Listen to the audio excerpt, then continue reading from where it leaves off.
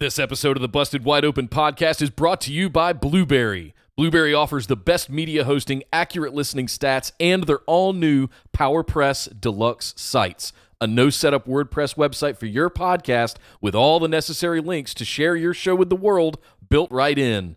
If you currently produce a podcast and are looking for a better host, or if you're looking to start a new one from scratch, head over to orbitaljigsaw.com/BWO and sign up for the best media hosting and a PowerPress Deluxe site to get your first month absolutely free. That's orbitaljigsaw.com/BWO, or just use the promo code BWO at checkout for your first month absolutely free. And now, enjoy the show. This is the Limitless Keith Lee, and I'm here to ask you to stop what you're doing, take just one moment, and bask in the glory of the Busted Wide Open podcast. Mwah.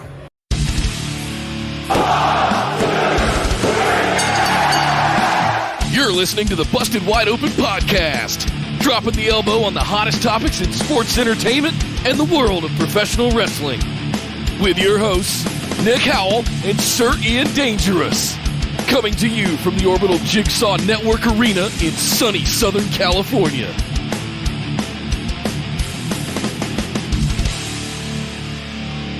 Welcome back to the Busted Wide Open podcast, but if this is your first time joining the show, I'd like to welcome you to episode number 175. My name is Nick Howell. And wondering how much Pac paid to have Baron Corbin's hair glued to the top of his head, I am Sir Ian Dangerous, and welcome to Busted Wide Open, and welcome to this week's edition where we're going to be talking about Smackdown. I keep wanting to say Smackdown Live, Nick, and I guess technically it is Smackdown Live, but it's now called Friday Night Smackdown, so that's an adjustment I'm still having to make. Friday Night Smackdown. Are you ready? Oh no, they're making me hate AC/DC. I'm starting to get over that song. And we also talk about AEW and NXT on Wednesday night. Plus, we have a lot of news to get through. So it's a packed show today, Nick. A packed show. We are starting to get close to Survivor Series over on the main roster and Takeover on NXT. And, of course, this was the Fallout show from Full Gear, which I can say and somehow Fully loaded. There. Oh, my God. Me and JR just can't say JR. it for some reason. Right. Got some swagger in his step, that JR. Yeah, he does. He's not swagger. He's got swagger. Anyway, you know what we mean. Ladies and gentlemen, welcome to the show. We want to talk about all the wrestling, but first, we've got to do some housekeeping, Nick. So let's get that done. Yes, let's get that out of the way so we can talk about the Graps. Come join us over on Facebook. Just search for Busted Wide Open, like our page, and send us a join request. We'll get you right into the group. It is sort of the hub of our operation where we post lots of fun memes, videos, news stories, all kinds of good stuff there. And you'll also find a link pinned to the top of the group to get into our Discord community where we have live chats for all of the shows all throughout the week, as well as dedicated channels such as for Fully Loaded, Full Gear. Oh and my God. The upcoming Survivor Series dedicated to live chat as those shows are going on. We're always in there, always having a good time, so make sure you join us, the Discord community, so you can get in on some of that. You can also find us over on Twitter and Instagram at BWO Podcast, streaming live right here on YouTube at youtube.com/BustedWideOpen every Tuesday at 8 p.m. Eastern and every Saturday at 3 p.m. Eastern, as well as our patron mailbag episode, dedicated series that we're doing just to answer all of our patron listener questions right immediately after this show is done. So about 5 p.m. Eastern is when we would kick into gear for that. But you can find it all at youtube.com/BustedWideOpen. Make sure you subscribe. We're on that race to 1,000 subscribers. Please help us get there. And make sure you hit that little notification bell so you get notified anytime we're putting up new video content, which you might have seen starting this past week. So thank you guys for all the love and the support there. We're going to continue to do that and as we go forward. So lots of new stuff coming. Make sure you subscribe to the channel. Last but certainly not least, thank you to all of our patrons. You guys are the fuel of the machine that runs this operation. Thank you so much for all your love and support every single month. And if you'd like to get in on some of that, be able to ask listener questions for that patron mailbag series, as well as get access to the show notes every week or every episode, get in on bonus episodes every month, all of that stuff, patreon.com/BWO is the way to do that. But Ian, not a lot of big news this week, but we had a lot of stuff going on. We want to get some of it out of the way so we can get to the really good stuff. So let's head over and kick things off by talking about Smackdown Live. Oh, Smackdown.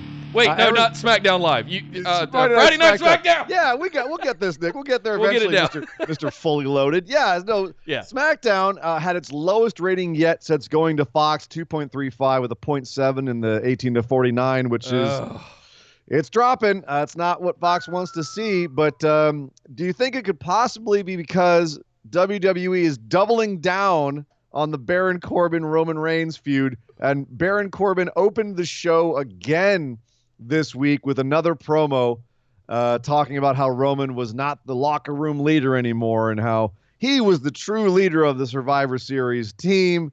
And once again, mocking Roman Reigns for being a little dog, not a big dog, and in fact, changing his entrance music to the sound of Chihuahua barking in time with the music. And what a mascot? What would you, furry? What would you say? Came out like a guy dressed in a dog suit came out to Roman Reigns' altered music, and then Corbin had him in the ring, like he was like telling him to sit and all that stuff. And Rude and Ziggler were there ruining their careers as well. So I'm conflicted on this, to be honest, because my inner 12-year-old from the Attitude Era loves this. That just kind of right. I'm giggling, right? And I think that's the intended response, or when they're coming up with it, that's what's going on. But my more mature sports entertainment journalist, whatever we call ourselves for doing this show, is just eye-rolling annoyed at this point. Right. And I while I do give props to whoever made the song, because it is tricky to do the little Chihuahua yelps in time with the song. That can be tricky to do, but I don't know. I'm conflicted on this because I want to see Corbin doing schmarmy type stuff like this, but it's not as entertaining as it should be. It's childish, and maybe that's the point. Exactly. But it's not good TV. You took the words out of my mouth. It's supposed to be childish. The kids love this. You know, I have to admit, I gave a wry grin when that stuff was going on. I was like, all right, that's kind of funny. But it's really dumb. That's the thing. It's really dumb humor. And having Corbin and Rude and Ziggler all there like, and acting like it's so funny is also just, it's eye-rolling. And you could actually tell from the crowd's reaction. When the pyro went off and the show started and AC/DC was playing, that crowd they're in Philadelphia. That's a hot wrestling town. Yeah, it is. And that crowd was hot. They were jumping up and down. They were screaming and yelling. And Corbin came out on his throne being carried by people, and they were still they booed the hell out of him.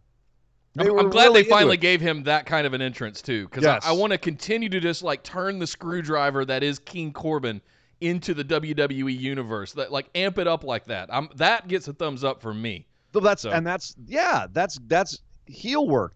He's supposed to be a smarmy heel who you want to punch. He's got a punchable face and he's annoying, and that's the whole point of Baron Corbin. And you and I have been supporters of Baron Corbin because he is one of the rare true modern heels who can actually get people genuinely pissed off at him. The problem is the material he's being given, and having him out there imitating little Chihuahua barks and telling a guy in a mascot suit to sit that's not as good a material as you could be given this guy. Yeah. Right. Given his strengths, and his strengths are his heel work. And the crowd definitely didn't buy it either. They all went completely silent. They went from booing the shit out of Corbin, hating him, giving him the proper response you want to give to a heel, to just silence and just, oh my God, I can't really. Okay. And that's not what you want.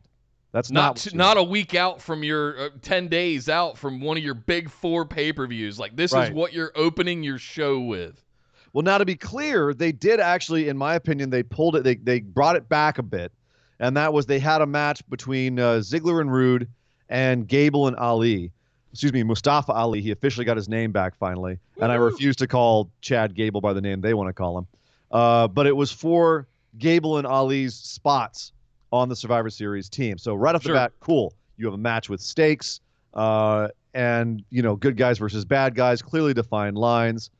And they'd had Roman involved. So halfway through the match, Roman comes out to regulate because Corbin's getting involved in the match. And the match, very WWE formulaic. It went how you expected. All kinds of interference and overbooking, and Roman ends up giving Corbin a spear outside, and then a tag move. It was a German suplex 450 combo from Gable and Ali to seal the deal, and they get to stay on the team. And then the crowd got back into it because these guys are good workers, and they made it exciting at the end, and the crowd got back into it. So, the WWE definitely had its cake and ate it too here, I think, where they skated by with the actual crowd in the arena from the whole dog nonsense, the dog mascot nonsense, into having a hot match that people got invested in. So, I personally, I think that again, I thought it was very formulaic. Yeah. But do you think it's more like, do we give WWE credit for booking it that way, or was that just the talent of the wrestlers? A little bit of so I want to give WWE credit for actually it's probably a lot of Baron Corbin too. I want to give them credit for the kingly entrance being carried out. I don't know who came up with the idea for the mascot, but my inner 12-year-old loves it. I hope he comes out every week with the mascot now. There's it's things they can do. It's one of those things like, if you're going to do it, commit. Sure. Like stick with it, because people will eventually come around on stuff like that. And he was involved too. He was doing the mascot guy was doing the Roman moves and all of that stuff. So wow. That could work out. We're going to end up with a Roman Reigns versus the mascot match inevitably at some point. I don't want no. It's that again. It shouldn't be a match. It should just be. It should just be like the mascot should be their comedy relief every once in a while. If you're gonna have to do this, all right, let's accept our fate and assume that we're getting the damn mascot. If that's the case, like, yes, go all the way with it, have fun with it, but have him just be like this little nebbish there with Corbin. He doesn't get matches. Like, he gets speared out of his suit once, and I don't know. I always cringe when I see these mascot characters on WWE, whether it's the Adam Rose's bunny or whether all the way back to the gobbledygooker. I'm just like, oh, this one at least, there's an explanation for it that's kind of, all right, it's a bit amusing. They could do funny things with it. Right. We'll see where it goes. We'll see how it goes. And again, it's for the kids, and the main roster is for the kids. That's what they're gunning for. So they got that all right. And we're not done with this yet, because next week it's already been announced there will be a 6-man tag. Rude, Ziggler, and Corbin versus Reigns, Gable, and Ali. No stakes there, I guess. But they're all for this. They're all for this Baron Corbin and Roman Reigns feud. And I gotta say, Nick, it's not the first time that Reigns has had to go against a bunch of heels at once. And to redo that storyline of Roman overcoming the odds of multiple heels, and to have him specifically against Baron Corbin, I think is a real gamble on WWE's part, frankly. Yeah, and I don't know if the universe has the appetite for this kind of super Reigns thing again that we had 2 years ago. Right, and I don't. The thing that worries me is I don't know if WWE knows that it's a gamble. Yeah, does that make sense? Yeah, like, I think it's a gamble. I'm like, oh, you guys. The crowd could really not buy this, and they're kind of not buying this already. And WWE's like, what? No, by WWE I mean Vince is back there going, no, it's good shit. It's the crowd love it. They hate Corbin, they love Roman. It'll be great. I love how, by the way, in Vince's mind, we still have to have Corbin put Roman over, even when he's tearing him down. Right? It's like, no, by the way, yeah. So Roman is a role model. He's a great guy, but he's a bad leader of Survivor Series, and he's not a locker room leader. Like, what are you doing? What? Not everyone has to fondle Roman's balls just because the guy had leukemia and recovered from it is like Vince's favorite son. Like, he's a heel. He shouldn't be putting over Roman. Madness. No, not at all.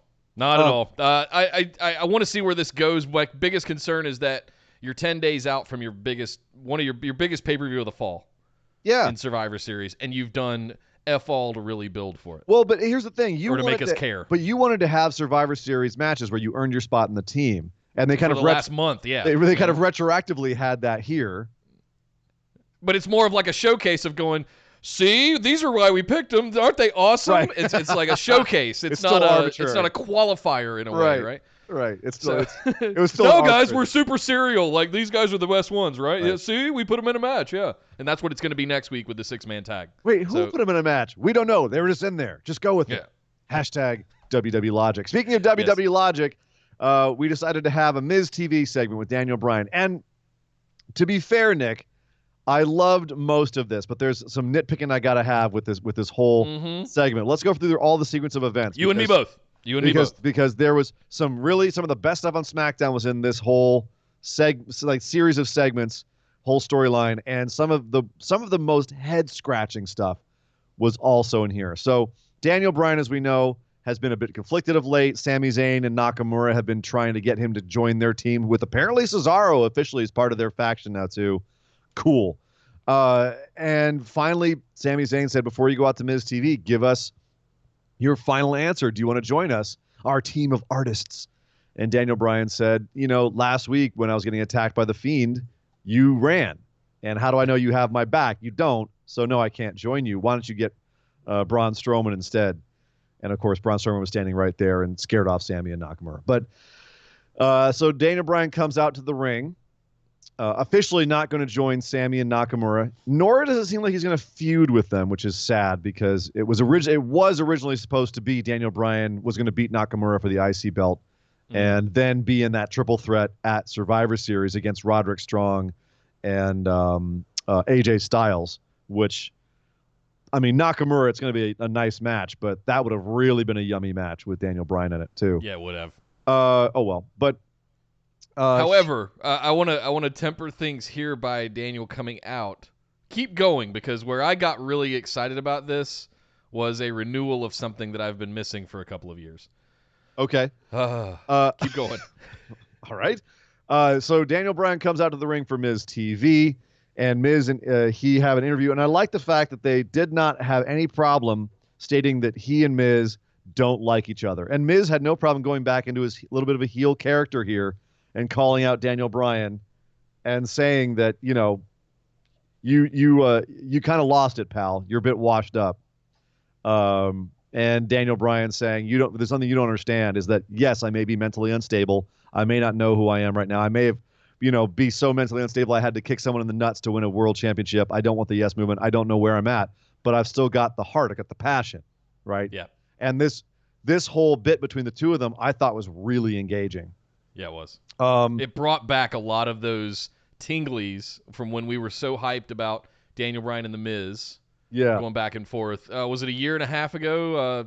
Mania 18, somewhere around there, we were supposed to get some of that big feud, and it just never percolated to the top. We were uncertain about whether he was going to be active or not, things like that. This, to me, the first thing I noticed about this, once he got out to the ring, was that they were just eyeing each other hard. And I was like, there is some legit hatred between those two.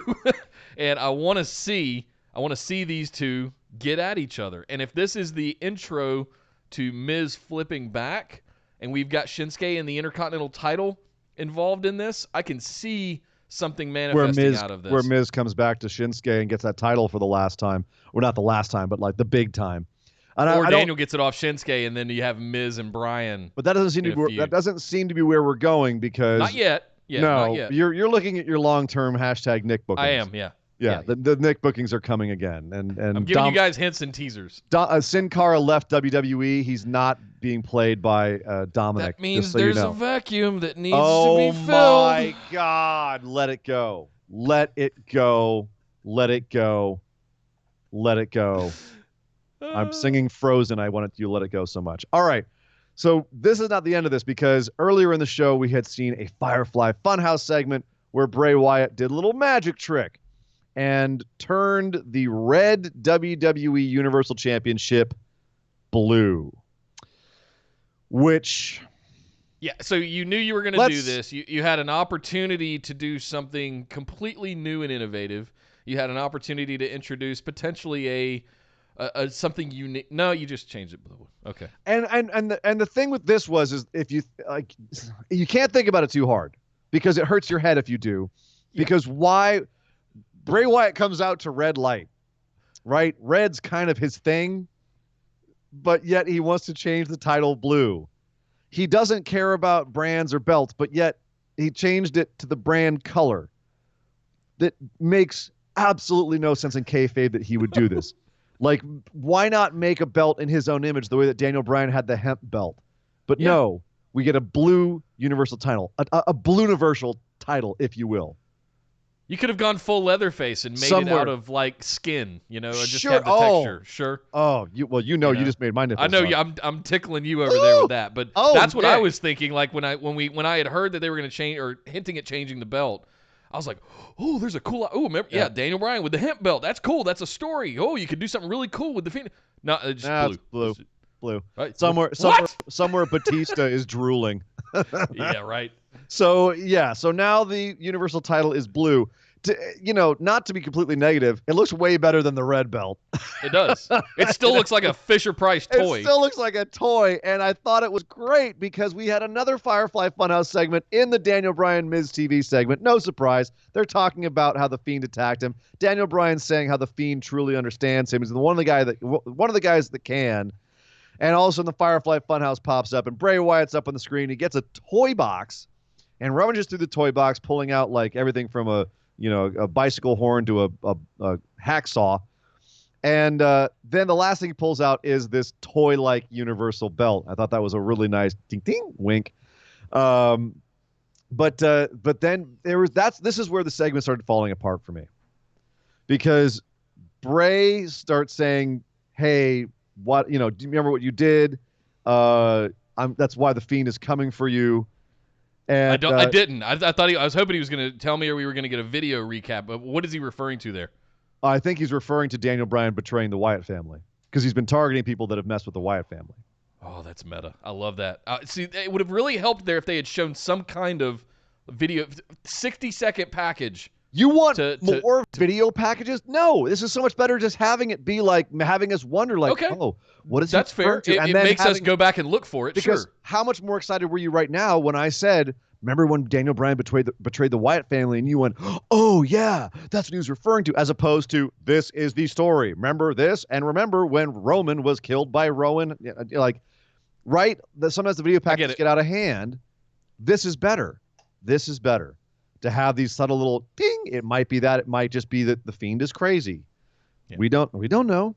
He never forgets. Right. But what I do know is that Bray Wyatt tried to get Daniel to restart the yes movement, and Daniel kept saying no. And then Bray said, what about a title match? And Daniel said, okay. Or Daniel actually said, I want to fight. And Bray said, how about for this belt? And Daniel said, okay.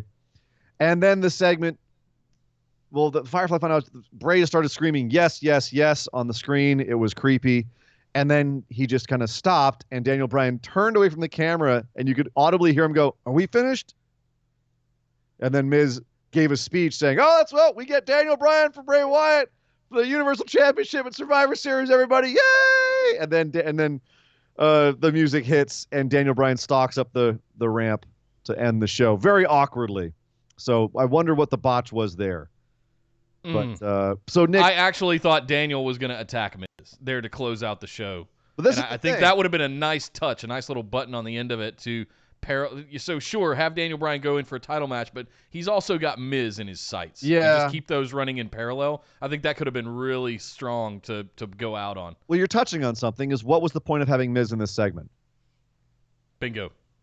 To set up Daniel Bryan. Well, he was supposed to have the Fiend, and he never got the Fiend, and that's what I read into. It's just to give Miz something to do, really, and it was extraneous, and by the end, it created a weird dynamic having Miz just standing there, and the exchange between Daniel Bryan and the Fiend was off, and I think it was supposed to be a little bit weird and kind of awkward, but it became just kind of like the way that it ended. I think if they'd ended on Bray screaming yes, which I think was perhaps the intention or what Daniel Bryan thought was going to happen.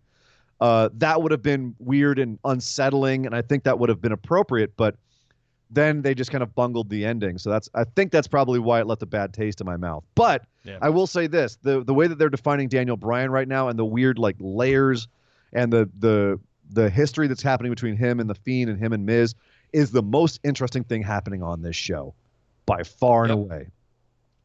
By far and away. So on that, yes, a bit of a bungled end to the segment and the show. A bit sloppy, and I still think that was the mentality of how he and the Fiend were getting to the title match was a little bit illogical, but at the same time, it's the best thing on the show.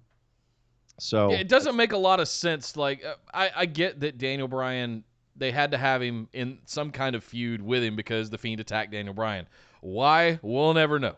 Yeah. Well, they tried to explain it, but they said because of the Wyatt family stuff. Sure, is Daniel Bryan the right one for him to go up against next? I'm not mad at it. It's probably not what I would have picked, looking at the grand scheme of everything that's kind of going on right now. But he's got to defend it at Survivors. You can't not have your top titles defended at one of your big 4 pay-per-views. So he's got to have somebody.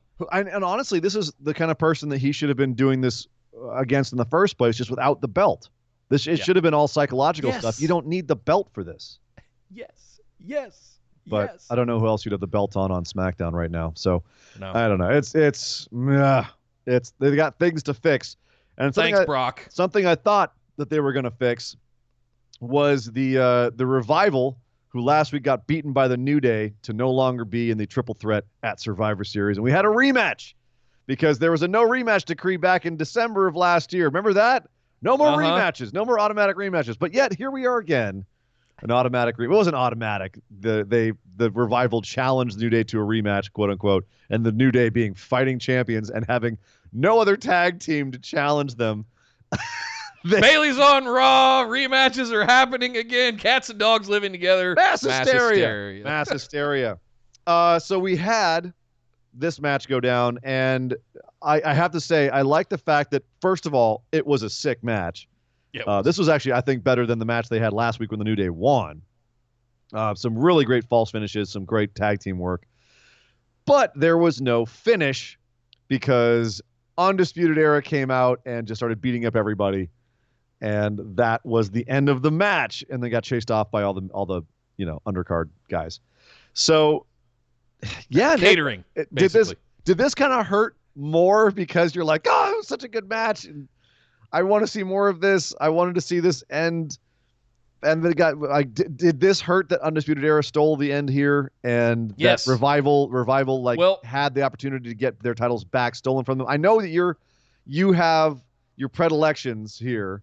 So I don't know if you want to look at this through the lens of your markdom for Revival, or if you want to try to take a step outside of it, or no, I do want to discuss one thing here. Okay. And so yes. If this were building to a rubber match of sorts between the New Day and the Revival for the SmackDown Tag Championships, it would be fine.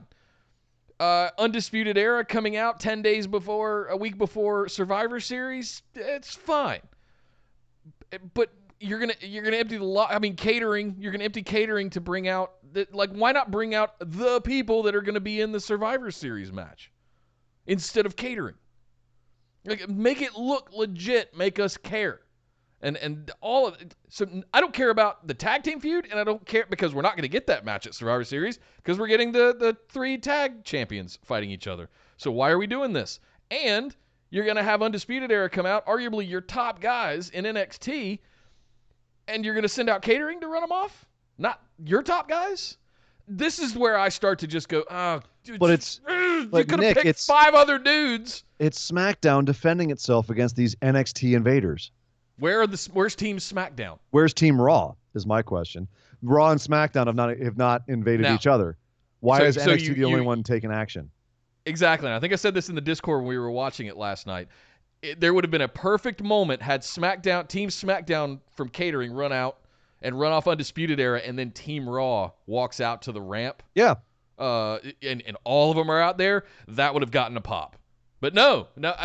So you're not getting me hyped for Survivor Series like you've done for pretty well for a few years now. Well, and this is look at what thing. we had with Becky last year and all that. It's so one level. You have the possibility and the ability to do this on so many levels where you could have Raw and SmackDown could have their own things going on in NXT.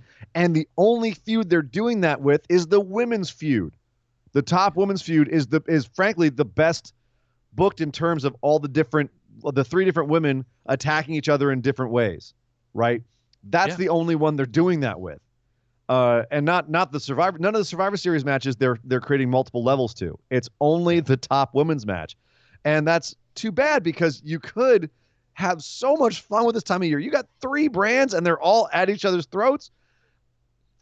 Yes, you could throw logic out the window and just have a whole bunch of gang warfare. You can have so much fun with this. But no, it's like the All-Star game or the Pro Bowl. Brands don't, at this point, they just mix everybody together. It doesn't matter. Make us excited. Give us some chaos.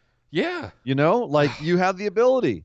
And they did this again. We had another rematch. We had Bayley has another match with Nikki Cross, which when I heard they were going to do this, I wanted to tear my hair out. Like, oh, good, nice to know that there's no other women on the roster to challenge Bayley again. And luckily, this match was interrupted by NXT, by Shayna Baszler coming out, and all of the women that Bayley beat up on NXT this week, which we'll get to, we'll get to, because I'm looking forward to that. I'm looking forward to talking about that. And Bayley basically got chased out of the ring by Shayna and then back into the ring by Rhea Ripley, Tegan Nox, Dakota Kai, and Mia Yim, who, by the way, is a stud for showing up after that ladder match on NXT, also, which we'll get to.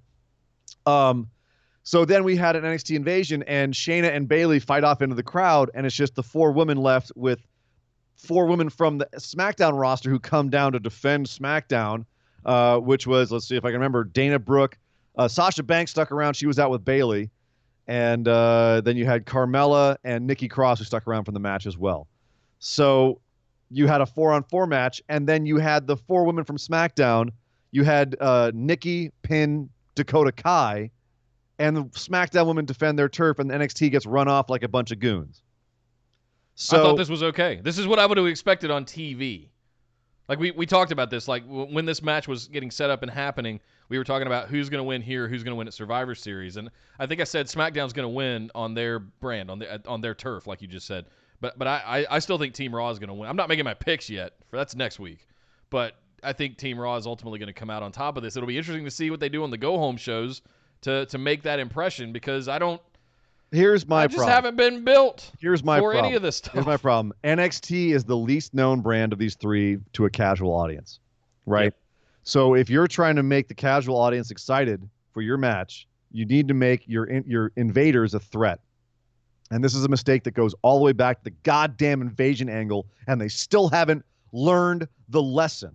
They still haven't learned this lesson that you have to make the people that are invading your show seem like a threat, and also tell the audience who they are. Like, show off why they're badasses. And here, you had NXT acting like smarmy heels and then losing. That doesn't make them a threat for Survivor Series. That doesn't make them... was it Arn Anderson who recently said this? In wrestling, one thing that you really miss is you've got to have a dragon killer and you have to have dragons to slay. Right? If you don't have those 2 things, you don't have a story. You can have a dragon slayer, you can have Roman Reigns, but you have to give him dragons to slay. Corbin isn't a dragon, he's a fop, right? He's the Ponzi guy in court. You know what I mean? Yep. He's not a dragon. Brock Lesnar's a dragon. And how many people have been able to slay him? What, Seth? That's it. Yeah. And Seth has his own problems. We can talk about that another time. But if you don't make NXT the dragon to slay, then, if you're wanting to portray SmackDown and Raw as the good guys here, which fine, if that's how you want to play it, but you need to make SmackDown a threat. And the first week they were a threat, and they immediately defanged that feeling of a threat by saying, oh, no, it was a depleted roster. They didn't really beat us. Right? So why are you defanging your dragon over and over and over again here? And again, they still didn't learn the lesson from the invasion angle, and it makes me insane. And when and at least they had Dakota Kai lose here, because that's kind of her storyline now in NXT, that she hasn't been the same since she got back from injury or whatever her arc is. But at the same time, I really strongly feel that NXT should have gone over here. You have to make them look strong. And next week, if NXT doesn't go over on the go home shows, they have to win at Survivor Series. Otherwise, what is the entire point? Exactly. It would have been all for naught. Yeah. Honestly, I don't think either of the NXT Survivor Series teams are going to win. No, I don't think NXT. I'm trying to pick at Survivor Series. I'm trying to pick what match NXT is going to win at all.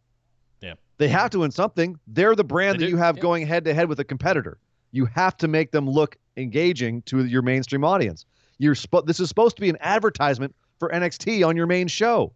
That's the disconnect. You want to make hasn't people really put watch that the together show. Yet. Like, why are you going to? Oh, well, they're a bunch of losers. Why am I going to go watch them?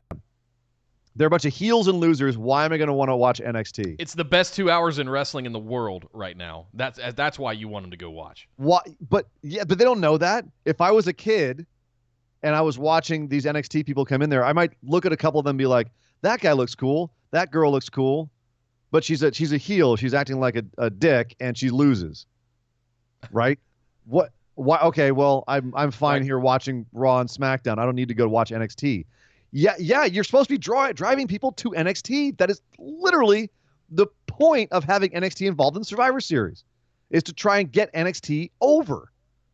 How is that not computing backstage? Get NXT over, because that is, you need to be like, yes, you need to be pushing SmackDown because they're in a rating slump and they had to perform well and they're your billion-dollar brand. But NXT right now is also a brand that you need to do well against the first major competitor you've had in 15 years. I wonder if they think that by bringing NXT, it's doing the opposite of what you're describing, that they're saving SmackDown somehow by putting NXT on it, and that's their mindset. Right, just by NXT Instead of being on the opposite of what you're talking about. But that's my point, is that's the WWE mentality is, well, just by being on the show, it's good for you. It's good for you just to be on the show. And that is sometimes the mentality, right? Sure, you've got Apollo Crews gets to run out with all of the other geeks from catering, and it's good for him to be, at least he was on the show. Yeah. Which, there's merit to it. There's some people we haven't seen in months. When's the last time you saw No Way Jose? Or Heath Slater. Right. That guy could still be milking the I got kids line. But they couldn't figure out a way to get that to work. So, why actually try to make money when when you see something that's getting over? I don't know. All right. So this could be a rant that goes on for a long time, but it was something that I think could have been much better than it was. I liked seeing all the NXT women on SmackDown. I liked seeing, Rhea Ripley versus Sasha Banks was a nice little sequence. There was good stuff here, but overall, it was really frustrating to see because I think that they're going about this all wrong. I also think they're going about Drew Gulak all wrong. What the hell is going on with Drew? What Gulak? are they doing? Whose Wheaties did he piss in? Oh my goodness! From the top of the cruiserweight division to the B team, to hanging with the B team, who he sacrificed to Braun Strowman again this week, just to remind us that Braun Strowman was a monster. Yeah, in case you forgot. Is Gulak another? Because he was out there in the ring and he was being Gulak, where he's like, hey, check out my PowerPoint presentation and all this stuff. The guy can talk. He can be funny. He can be funny, and he can talk. He can also destroy people in the ring and be really a genuine threat. But is this another example of Vince sees a guy be funny once, and all he ever thinks of him then going forward is go out there and be funny? I'm wondering. I want to hope that there's a bigger thing at play here where they're going to leverage. They saw how good the Bo Dallas and Curtis Axel were with The Miz in that great run that The Miz had, and they're trying to maybe find someone else to be a leader for the two of them, and maybe this is a way to revive Gulak into a more main roster-esque kind of thing that's not cruiserweight.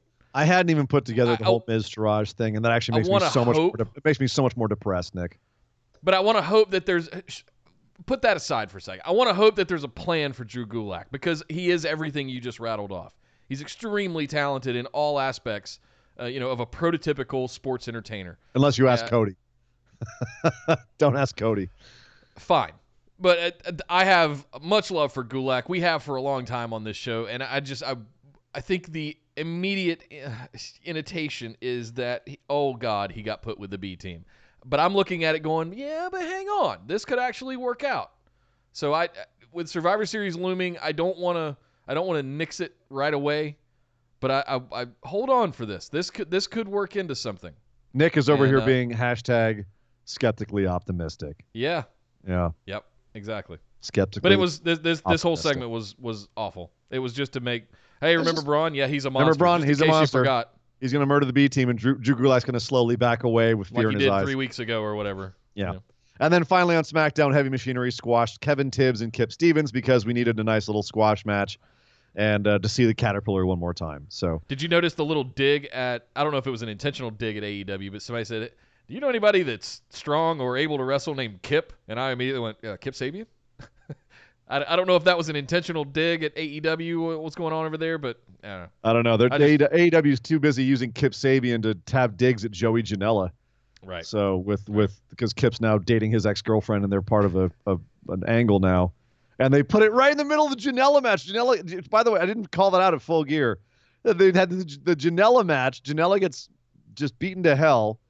And then as he's like stumbling up the ramp, they cut to Kip Sabian and Janela's ex-girlfriend, joining up and making out and being all pretty together. And then they cut back to Janela, and I was just sitting there going, oh, God.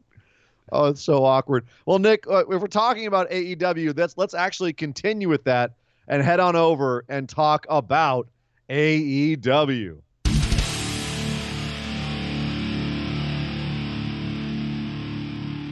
AEW to me just continues its ascent. It continues to build. It continues to put on good matches, good shows, good programming. Again, this week, overall, in general, I had a blast. I just watch just sitting here eating my popcorn, just going. It helps that a lot of this is exactly what I want in my wrestling program every week. It helps that a lot of it's still very fresh, and we haven't seen a lot of these matchups yet, and they are finding some interesting ways to get into these matchups and to have the results matter. So this is coming off of the pay-per-view, and a lot of these matches were fallout from the pay-per-view, and sure enough, right off the bat, we have a recap of what happened with Jon Moxley and Kenny Omega in their full-on deathmatch match. And Kenny Omega's got a really bad makeup black eye in the back. He's being checked up and told by the docs he can't compete because he's too banged up and too beat up because he went to Moxley's world, and Moxley's world is not a place anyone wants to go. And then we cut to the ring, and Moxley's been cleared. I love the fact that the doctor, like Kenny Omega, even asks, like, "What about Moxley?" The doctor goes, "Oh, he's been cleared." And Kenny Omega, you can just see Omega just kind of go, "Oh man." Oh. That was a great character moment, and it was great to see Moxley come to the ring and just be like fresh as a daisy, as JR said. Like, yeah, I went to hell and back, and look, I'm fine. Couple of scratches, but I'm good. And Nakazawa, who was also shown in back with Omega, being disappointed that his friend couldn't wrestle because Moxley beat him up, Nakazawa got mad and challenged Moxley to a match. So we had Moxley versus Nakazawa. Nakazawa throwing away the baby oil, symbolically saying, this is not going to be a comedy match. I'm serious now. And then he gets destroyed by Moxley in about 30 seconds. Yeah. And then Moxley proceeds to cut a promo saying, anyone who wants to test yourself in AEW, find out just how badass you think you are. Bring it on. Love it. I'm right Love here.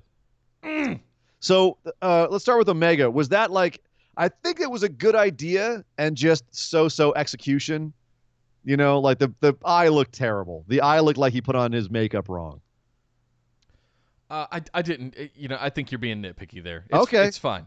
I didn't notice that. It didn't stand out to me. I thought, the way that they portrayed it in a very, soap opera-y kind of way. I love the twist on the end of it. Oh yeah, Mox is fine. He's fully cleared to wrestle. That was the best part of it, of the whole thing. Him getting checked out and all that, I think, was a nice touch. The match itself was brutal, so we needed a little bit of that to just hammer home how brutal it was. And also having that inform the match that we had on the show, Nakazawa, having it directly inform that match. Why are we having this match? Oh, it's a revenge match.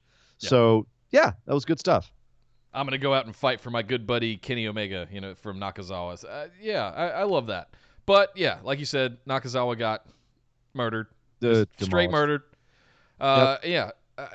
I was interested. The interesting part of this was, do we get to see him be serious by taking the oil out? Or are we going to see more from Nakazawa that's not comedy stuff? I wouldn't mind. Because the dude can wrestle. The dude can wrestle. And he was going stiff at Moxley here. Like, some of these shots were nice and stiff. So, very crisp, as they say. We next had the Dark Order versus Jurassic Express. Jurassic Express, of course, that being right now because Luchasaurus is injured. You had Marco Stunt and what is it? What is JR calling him out? Jungle Boy Jack Perry. Jack Perry. Yep. Jungle Boy Jack Perry. I still am not sold on Dark Order. They came out with some new outfits, new presentation. They looked a lot more sinister, but they still aren't paying off that sinister look with their booking. No. They are still kind of the Goon Squad. I mean, but you need one of those, and I don't know of anybody else that could be that other than as good as Dark Order can be. And so I'm kind of okay with it. And by the time we got to the end here, it all made sense. We understood what this match was for. Right, and it was a little bit funny to watch this in a bar while I was working, and have all the different reactions to this. Because once again, you have Marco Stunt, who looks like a 7-year-old out there flipping around and tossing 270-pound men or whatever Evil Uno is. And people in the bar, everything from like scoffing like this is absolute nonsense to people going, this is hilarious and fun.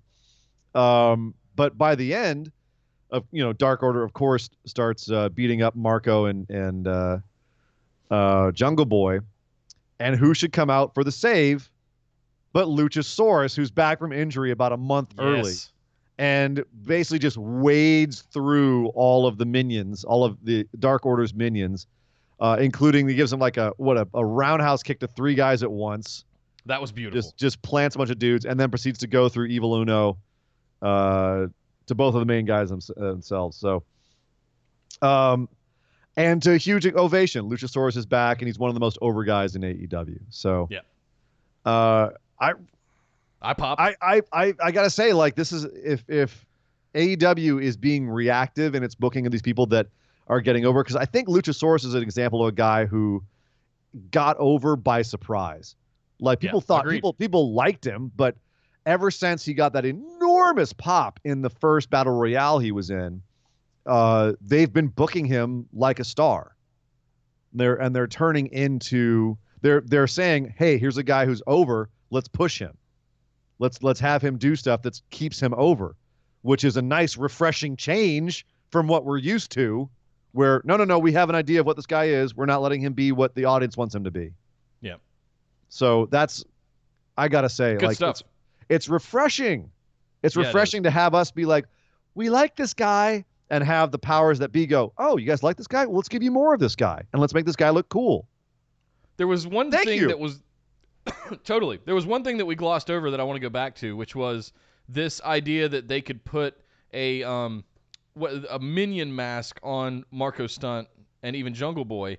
And I wish they would steer into that a little bit more. Bring some fantasy into it, where if the mask gets on them somehow, they become somehow go into a trance and can't get out of it, and they have to be something like that, right? I think it's was silly, implied, but I think but you could do that where it becomes a running thing with the Dark Order, and they're just trying to convert as many people as they can by putting masks on. I think that would be kind of fun. Silly, but fun, and it could always introduce some level of stakes at the end. If you lose this match, you have to you have to become a minion or something. I don't know. I'm being ridiculous right now, but I didn't want to gloss over the fact that that's what struck or drove Luchasaurus to come out, was to save Jungle Boy from getting turned into a minion. Yeah, and it wasn't Marco explicitly... Stunt was like... He was holding the mask, thinking about putting it on, and they made a point to hand him his Luchasaurus, his dinosaur mask, back at the end. And so little things like that, I think, are clever. And I just wanted to call that out. Not explicitly said that, you're going to become a minion if you put the mask on, but it's kind of hinted, and you're like, wow, very, very wrestling. Yes, I love it. So, love it. Not mad at it. Next, we had a triple threat: Shawn Spears versus Peter Avalon versus Darby Allin. Very strange lineup of guys on paper. When you look at it, like, what a strange 3 guys and off the bat, they booked it the way that they should, which is Shawn Spears destroying everybody else, until Joey Janela comes out and he and Shawn Spears fight off into the audience, and we're left with Peter Avalon and Darby Allin. And at that point, it was academic because Peter Avalon is there to put people over. Darby Allin coffin drops him, and Darby Allin wins this match and immediately grabs a microphone, and 4 words is all he said.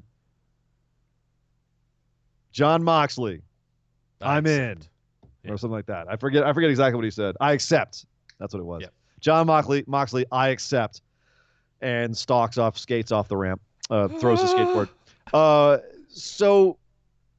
Man, I love the fact that they get Darby Allin, because he's a small guy, and a lot of companies would book him as a geek or as a small guy. And here, they're not hiding that he's a small guy, but they're making it believable that he's got this fight in him, whether it's facing Cody or anyone who's bigger. Right. They make it believable that he could stand up to them. And also that he's got he himself, the way he portrays himself, he's got just so much tension, and there's so much angst, and there's so much energy, just even when he's standing still, and the way that he poses, the way that he moves, like he is 100% in this character, he's 100% present in what he's doing. And that intensity is really helping his character, and it's getting him over, because that crowd popped huge for those 4 words. Yep. I did too, for that matter. He's the last one I would have expected to come out and accept Moxley's challenge at the top of the show. I love it. I mean, he's the size of one of Moxley's thighs. So this is going to be a really interesting match to see, but it's also knowing how Allin is presenting himself in AEW. And he's gone on record as saying, I won't go to WWE. They offered me money. He's like, but I won't go there, because if I went there, they wouldn't understand me and they wouldn't let me be me. I'd be some weird guy masturbating in a closet or something. His words, not mine. But he's not wrong. They absolutely would not get his character. They would not get him. They would not see what he's capable of. And what he's capable of is what he's pulling off here. And look at how over he is with the crowd. The number of people with the half skull face paint in the crowd already. People I love watching the show at the bar because I get the audience reaction.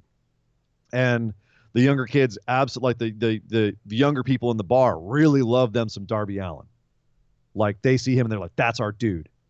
And I want to give credit to AEW here as well for pushing him. Like, it Double or Nothing? We had the Cody match with him and Darby Allin. Am I remembering that right? No. Double or Nothing was Cody versus Dustin. Dustin, yeah. So we've had matches with Fighter Fest, I believe, was Allin. There's Fight for the Fallen, Fighter Fest. There's a bunch of different ones, but Darby Allin has been in some pretty high-profile matches. The ones with it was Fight the for the Cracker Fallen. Barrel. That's the one where Sean Spears cracked him over the head. There you go. Okay, so they've been kind of pushing Darby as well and letting him do his thing, and it's just enough hardcore, just enough kind of no DQ territory, just enough street fight territory to make you feel like regardless of his size, he is still a real threat, and that's what I like. Yeah, because he's like suicidal. Right, and you need some of that, right? Especially in your small guys. Like, even though in their size they can go up against the biggest guys, but he could do something like, I don't know, a coffin drop with a giant Cracker Barrel off of the top of the ring post onto somebody. That was such a gnarly and still bump. take him out regardless of how small he is, right? Yeah. That kind of stuff that's what Darby needs to keep doing, because not that specifically, but I mean, keep making me feel like you're larger than life as a little guy. And I will constantly support it. It's interesting because I see a little bit of Cactus Jack in him, and it's mostly the disregard for his own body. But I'm very curious to see what they do next week with Moxley and Allin. I don't see Allin winning by any stretch, but he's got me invested. I don't know. He's got me invested. No, Moxley hasn't been beaten yet. They're not going to be beaten by Allin. I can't see that. He's one of the only 2 guys that hasn't been beaten in singles competition. Not going to happen, Nick. I see you over there. Not going to happen. We next had a couple of squashes. Nyla Rose versus Danny Jordan. That was squashalicious. And then is that her actual wrestling name? Danny Jordan? Yeah, Squashalicious. Squashalicious. I don't think Squashalicious is going to get over as Nyla Rose's ring name. But maybe if she was at WWE, they call her Squashalicious. Squashalicious. Yeah. Hello. I'm Squashalicious. Squashalicious. It works. I say, hey man, maybe it'll become a thing. Squashalicious. If it happens in the arena the next time, you heard it here first. Yeah, she's vicious and squashalicious. Yes. And then so that was a quick squash match, and then we had Allie come out at the bottom of the ramp with Tony Schiavone to discuss her future. Hey, I'm Allie. I'm so happy. I'm so nice. Oh my God. Yeah. No. Awesome Kong came out with Brandy, and beat the crap out of Allie and cut off some of her weave and sniffed it and stuck it in Kong's belt. It's fun. So I had no problem with either of these. All right, we're establishing Nyla's still here. She kills people. Awesome Kong is still here. She kills people. My only concern was they put these two segments back to back. And I thought that was bad booking for the show because you've got two of your bigger women, your two big women squashing people back to back. And granted, one was a match and one was an interview segment, but it's still the same damn thing. Yeah. So it was a little bit redundant. The only thing that I could think was that they were having a juxtaposition here in order to lead to an eventual feud between the two. It puts them on a collision course, is what it does for me. It puts Nyla Rose and Awesome Kong on track. Only by association, by having the segments back to back, not by actually having any beef. And frankly, I don't think you should put your two big women on a collision course this early, because why define which one is the bigger big woman this soon? Why not have two monsters and have two monsters floating around there and keep them separate? One that's fantasy doing voodoo shit, and the other one that's actually a legit contender for the women's championship. I like that. I agree with you completely. Yeah. So I wouldn't put them on the collision course earlier, but it feels like that might be what's happening. So that's why I said that. By the way, can I tell you how much the beginning of Awesome Kong's song is over with me? Like I was just kind of like mumbling it to myself. There are 8 million ways to die. She's one. That's cool. I love that shit. That's I don't know. That's it's cool with me. It's weird to have it just like pop up 2 or 3 times when they keep starting her music, but I don't know. I love it. Yeah. So we're gonna have a Kong and Allie feud. Kong beat Priestley, or is Kong just gonna run around killing women until she finally finds one that's gonna fight back? I think we're gonna see Kong and Brandy doing this for some time, at least until we know like what the next pay-per-view is gonna be for AEW, because I don't know if that's been announced yet. They said they're gonna do 4 a year, so first quarter next year, basically. Beginning of first quarter next year. So are we looking at maybe all the way to May? Double or no? We got 6 months to go before we get another show out of AEW? What? Quarterly. The beginning of next year. Okay. So we'll have one January, February, March, then probably Double or Nothing in Vegas, and then we're back to Fyter Fest fall and who knows what. Who knows what they're going to be called, Nick? Lord knows you won't be able to pronounce the names when they do come around. No. So next we had finally. We wanted answers. We wanted to know what was going through MJF's mind when he turned on Cody at the pay-per-view over the weekend. And finally we had the chance because Jericho came out to the ring to gloat about still being the champ. And MJF came out to gloat about beating up Cody. And they both got to cut their own little promos. Oh, my God. I mean, is it hyperbole to say that we have 2 of the greatest promos in wrestling in AEW right now, and they're being let off the leash? And they're in the ring at the same time. I popped hard when they both went, Cody Rhodes! And the whole crowd just lost their mind and started MJF laughing. comes out, talking about how Cody's the real villain, and he was going to turn the crowd anyway. And then he turns to Jericho, and they did 2 different things, where MJF basically was saying, do you want me to join the Inner Circle? And Jericho's like, do you want to join the Inner Circle? And MJF wouldn't say that he wanted to, but Jericho would invite him. And they kept going back and forth, and it was hilarious. And they finally said, yo, yeah, you know who the biggest goof is? And they both said Cody at the same time. And that's when they're on the same page, and they hugged. Yes. And it was entertaining. It was hilarious. It was heel heat getting. And it was a fantastic segment. And then you had Cody stumble out from the back looking like absolute hell, which is not surprising because that boy legit got beat up in that match with Jericho. Huge wound over his eye and everything.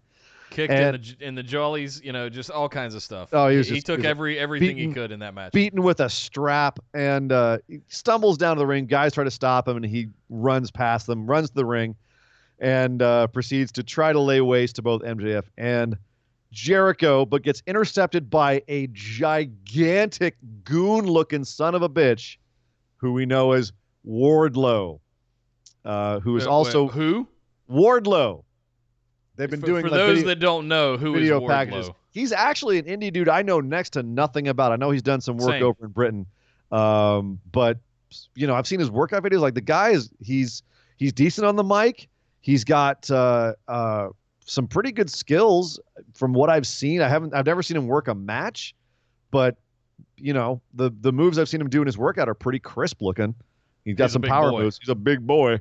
Yeah, he got very amped when he put down Cody. I got to say, very much hulked up, which I was kind of like, careful with that. You're a heel. Don't Hulk Hogan too much. But at any rate, it looks like he and MJF are going to be a bit of a faction because he was wearing a Burberry tie, which is very MJF. So the questions I was left with here, because MJF never was accepted into the inner circle. He never asked nor was accepted into the inner circle, but apparently they're on the same page. And it looks like MJF has his own little faction he's forming. It looks like Wardlow and he are a faction. Because and this is why I think that's the case, and he's not going to inner circle. Is right now inner circle's too packed. I think it would be way too OP if he and Wardlow joined inner circle. That's just too much. What do you think? You're shaking. I'm of two minds about it. I'm kind of teetering back and forth, going, I agree with you, yeah, but it kind of looks like that's the way it's going. But after the interaction of MJF and Jericho in the ring this week, I'm a hard no that he's going to join the inner circle. I don't know that he's going to. I don't think he needs to go start his own faction. I think him having a goon would be cool. Oh no, MJF having a goon is brilliant. But I don't think it needs to be a whole other faction, right, with their own merch and all that stuff. But yeah, MJF having having an enforcer would be just brilliant. That's exactly what I want Wardlow to be, if that's what this ultimately culminates in, for sure. So Wardlow as MJF's goon is brilliant, and having Inner Circle be a faction, but then also having MJF and Wardlow be another faction, like not necessarily on the same page as Inner Circle, like they can actually have some beef with Inner Circle, but also hate Cody and the Bucks and the Elite. Yeah, not mad at that. They're not NWO Wolfpack. They're a whole different. You know what I mean? It's not like having splinter groups of the same faction. They could all be on their own same page. Sure. And that would be interesting. I don't know. It would be. I'm not mad. We'll see how that plays out. Well, look at for instance, a lot of these guys came through the New Japan system where you've got tons of factions, and some they're evil factions, but they're like pseudo evil factions. You got Suzuki Gun, you got Bullet Club. They're both evil factions with their own agendas. And Los Ingobernables, are they evil? Are they good? No, they're on their own side. They're chaotic neutral essentially. Yeah. They're just narcissists.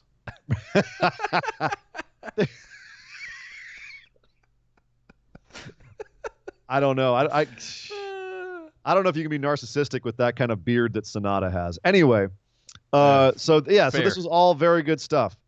Very good stuff. Next we had more good stuff. Hangman Page and Pac had their rubber match on TV, which was bizarre to me to have a rubber match, not at the pay-per-view, but on TV. And Pac winning it fairly decisively, I would say. Like, it went back and forth for a while, and then he just put Hangman down, just beat him into unconsciousness, and then used both his finishing moves on him, one after the other. Well, he kicked him, and then Hangman just went down, sold it like death, like he'd been shot, and then put him in the rings. What's the new? It's Rings of Saturn, but what's he calling it now? Brutalizer. The Brutalizer. He did the Black Arrow on him first. He knocked him out. He did Black Arrowed him, and then brutalized him, and it was just academic. I mean, it's like the double tap headshot. We're just gonna put Hangman Page down for good. Holy smokes. I love the fact that they're making Pac look like an absolute animal. Here's the thing, though. I don't know if I'm ready for this feud to be over. I wouldn't mind a best of 7. These guys are amazing together. They're fantastic together, and it's the right level for both of them.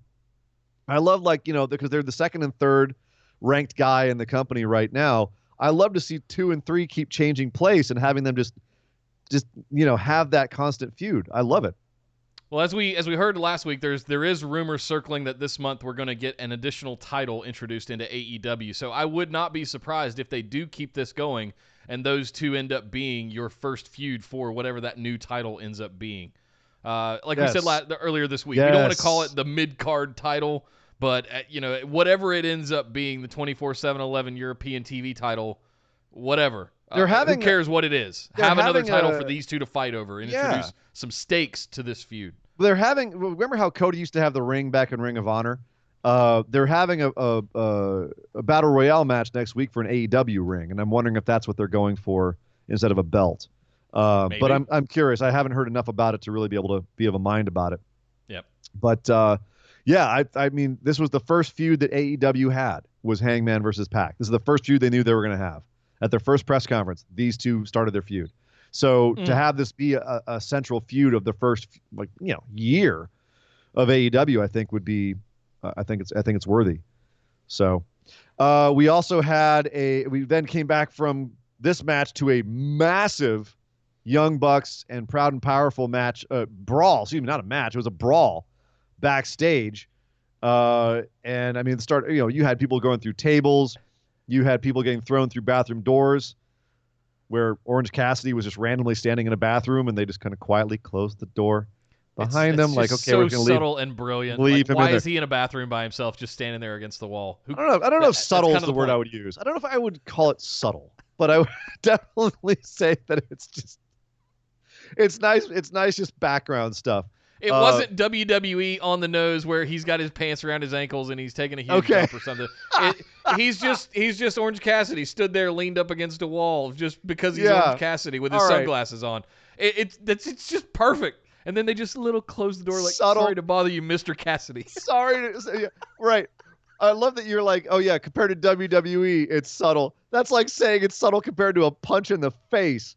Right. Yes. Okay. Compared to WWE, Nick, it was subtle. Yeah. But this brawl went all over the place. Went out to the ramp. You had, I think it was Nick Jackson got powerbombed through the stage after they drew a bullseye on the stage. And then you even had Private Party get involved as well and come out to the Young Bucks' rescue, which means next week we're getting Proud and Powerful versus Private Party. Man, this was a huge brawl. Like, we've seen some long brawls already in AEW, and this one's the longest one yet. This went through a commercial break and came out the other side. So fantastic. This whole segment just A+. Wow. So I'm curious because, like we said, the next pay-per-view is in couple months, 3 months, let's say. Are they going to be able to keep that Bucks and Proud and Powerful feud hot that long? I think so. For 4 or 5 weeks, yeah. I think so. Get past the holiday. Look, I wouldn't be surprised if AEW counter programs Royal Rumble at the end of January, early February. 4 or 5 weeks? What is? It's 12 weeks is 3 months. Dude, we're halfway through November already. It'll be January in 6 weeks. But we just had a pay-per-view. I'm saying 3 weeks. Okay. My thinking is that end of January, early February to counter program Royal Rumble and to build towards their own thing. That's what. How many weeks do you think it is between now and the end of January? 10. You just said 5 or 6. To be into January is what I meant. Sorry. That's 10. All right. Yeah, math with Nick and Surrey and Dangerous. Yes, your math is as good as your memory of what to call the pay-per-views over on AEW. Next we had SCU. Where were we? I'm trying to figure that out. SCU versus Jericho and Sammy Guevara in the main event. Jericho and Guevara saying they want the Inner Circle to be draped in gold and that they're so good they can go for the tag titles as well.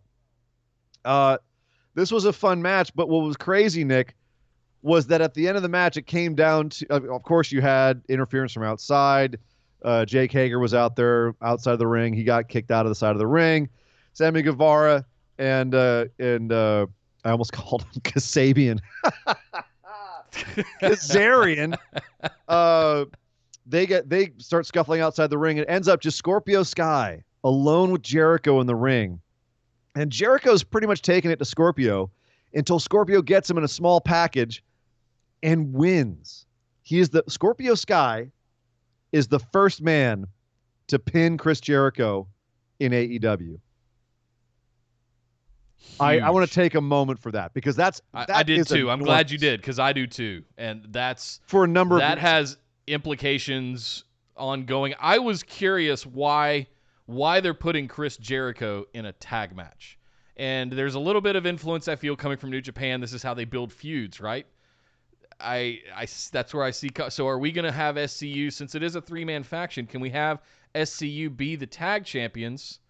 I actually thought they were going to pull Christopher Daniels out for some single stuff. Now I'm leaning towards Scorpio Sky.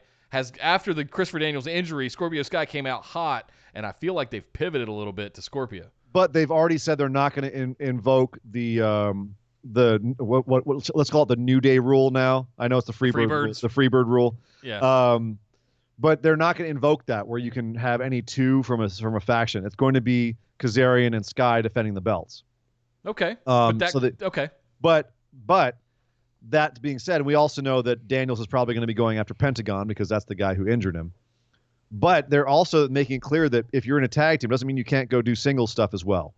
In addition, what they showed here was their number one tag team is better than their champ with one of his number one guys, which is something that I really like to see defined. I know you do too, where they say, yes, a tag team is better than any two random guys you stick together because they're better at this style of match. Totally. They know how to work it. They know how to interact and do the things that you do in a tag team match that you don't do in a singles match. The only thing that undermines that is that at the end of the match, it came down to a one-on-one, right? Yeah. It came down to a singles match at the end. So that does kind of undermine that theory. But the thing then is we look at how over Scorpio Sky has been ever since he came in and saved the guys after Chris Daniels went out with injury, right? He's been super over. Another example of them looking at a guy who's over and keeping that momentum going. Yeah. They're making him cool. And Jericho to put him over, like, that's big on everyone's part. I also like the fact that it gives that any given Wednesday feeling to the program. Like anything could happen, right? At any match, anything could happen. You could pin the champ. Never know. Love it. Never know. Love it. And I also like the fact that Scorpio Sky's like finisher move, his new finisher move is a small package. Yeah. You should just call it the big package. Yeah. Because it's Scorpio. Just saying. Yeah, so I liked every aspect of this. Is this now, so that's three people. Luchasaurus, Scorpio Sky, and Darby Allin that I feel that AEW's seen get hot and they continue to push them. Yeah. Of those guys, do you think that, like, who do you think has the highest ceiling? Darby Allin. Really? So I'd say Scorpio Sky. I could see Scorpio Sky at some point being the champ. He's not far behind, but my immediate gut shot reaction right now, based on the whole year of 2019 through all the pay-per-views and all the action that he's had, Darby Allin's right there. Scorpio Sky is very close because SCU as a team is already kind of over, and Scorpio Sky is a known entity of that team, and he just pinned Chris Jericho. So he went from down here. He shot right up. Darby was already up here. Darby came out this week and challenged Jon Moxley, one of the other guys, the undefeated guy, right? So now he's moved way up right behind Darby Allin, my immediate gut shot. So both those guys. And throw Luchasaurus in there too as, that fantastical kind of magical stuff. He's the new, is he the unstoppable monster of AEW? That's now? Jake Hager. That's Jake Hager, I think, at this point. And possibly Wardlow. So, it'll be interesting to see how Wardlow ends up coming into things. But, yeah, I could certainly see something where I don't know that we'd ever see Luchasaurus versus Inner Circle or Jurassic Express versus Inner Circle. But now that I'm saying it, I'm going, actually, that would be really good. And we have Luchasaurus and Jake Hager once he finally gets past the Bellator stuff. Yeah. Why not? Oh, you've got awesome. Hey, man, the world is their oyster. Coming up this next week on AEW Dark, you're going to have the Young Bucks versus Strong Hearts, which, of course, is T-Hawk and Shima. You have Riho and Britt Baker versus Big Swole and Chris Statlander. And the Best Friends versus Private Party, which should be a really fun match. So AEW Dark, once again, looking very, very watchable next week, Nick. And it was a very watchable show on AEW this week on Wednesday, but that wasn't the only watchable show on Wednesday because, man, we had a lot of fun over on NXT.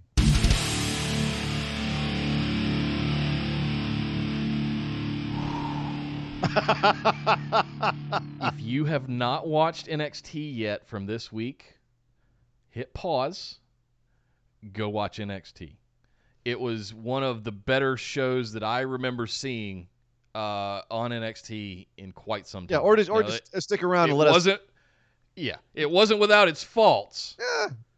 But man, it was a lights out show. I mean, AEW on one hand, NXT on the other. They're two very different shows, and both were wildly entertaining. Yeah. Before we get into the show and start filleting NXT here, Like it was a really solid show, and NXT just has more of a base. We know who more of the characters are. AEW is still getting going. Yeah, but I mean, boy, NXT came out the gate hot. They had a cruiserweight championship match to open the show that was absolutely lights out. Angel Garza versus Lio Rush. Who saw Angel Garza coming before that breakout tournament? Wow, Nick, watch your words. Be careful. Oh, hashtag phrasing. Hashtag phrasing. Whoa, especially with this guy. Hey, all right.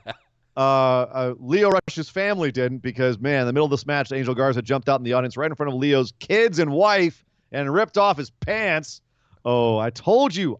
No one understands. No one listens to me. When I tell you, Angel Garza, he come for your wife. He come for your children. Oh, phrasing. I meant it. He will.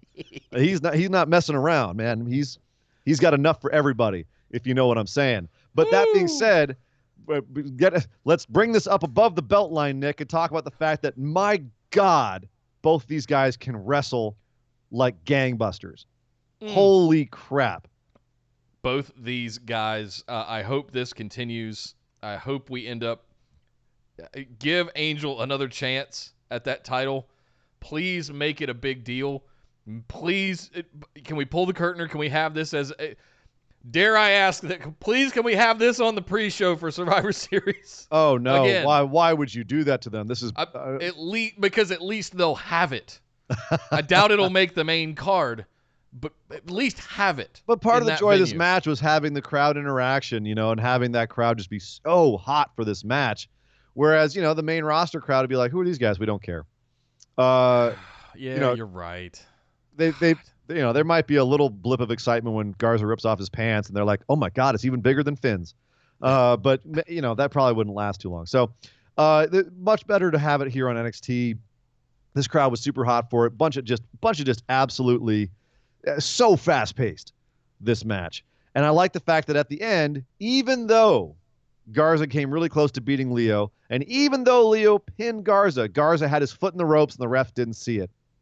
And that was great because it leaves him a way out. It protects Garza while still keeping Lio strapped. Fantastic. Is this a better role for Lio Rush than being Bobby Lashley's mouthpiece? Because he's got a little bit less character, but he's being allowed to really go out there and ball out. Yeah, I feel like he was experimenting or doing a favor with the whole Lashley thing. This is Lio Rush. This is who Lio Rush was bred to be when he was first coming up. This is where he needs to be. This is the right position for him, and facing people like some of these new breakout stars that we've seen coming up in NXT for that NXT Cruiserweight title that they referred to several times that we've been calling is going to get absorbed. It's another NXT belt now. Yeah. Yep. Now, awesome. If they would just redesign it, because it's the most toy-looking belt of all of their belts. The lavender purple, whatever the hell it is. Oh, it's made out of Play-Doh. It's terrible. It's terrible. Butter says he wants to rename Angel Garza to the Gooch. Yeah. What? I'm just kidding. In chat, he says he wants to rename Angel Garza to the Gooch, which be, I don't know if that would work too well on USA. Not the first thing I think of when I think of Angel Garza is his Gooch. No. Sorry to derail the conversation. I'm stuck on Angel Garza's Gooch. Wait a minute. That's as if we needed more reminding of Angel Garza. Hey, you started it. I did. Let's be clear. Angel Garza started it. Fair point. I did not start the fire. It was always burning ever since he's been taking off his pants. All right. So, yes, NXT belt now adding a CW belt to its lineup. Hopefully they change it. I want to point out something before we move on. What was Malcolm Bivens doing in the front row? Eyeing these boys as they came down. Stokely Hathaway, former Stokely Hathaway, now Malcolm Bivens. 6'4", 330 pounds of. I don't know that I'm familiar with him. You will be.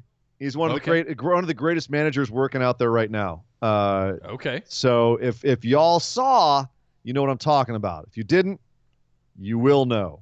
You will know. I feel like there's something there. They wouldn't stick him right in the front at the corner for no reason. That's all I'm saying.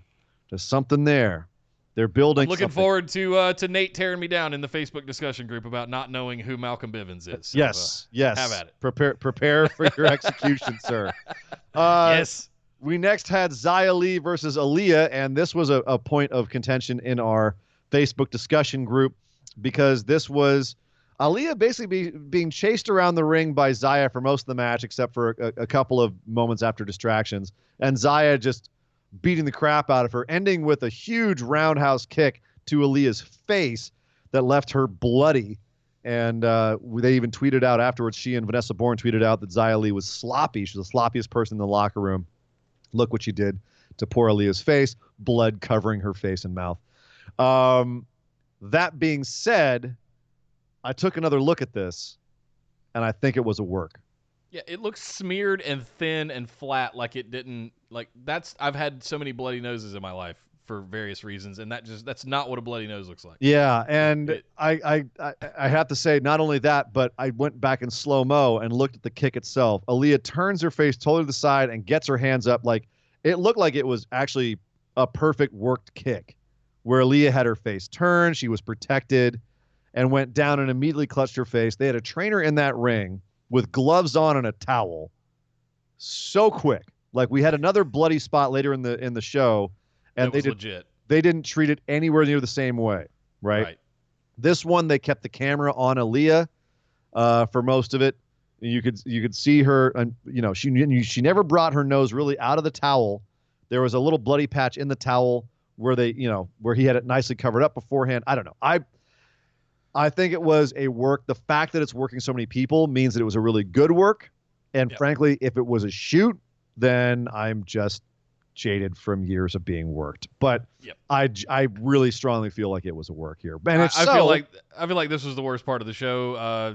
It is what it is. So much better stuff happened on this show that there's so much time and energy being spent on figuring out whether or not this was legit or not, that it's starting to overshadow some of the more amazing stuff that happened on the show this week. Okay, well, we'll get to that. I'll leave it at say, like, this could be leading to some interesting stuff. I like seeing Xia Li get some love.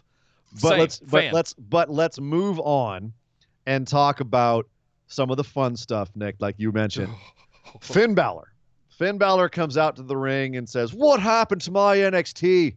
When I left this place, it was where the men fought.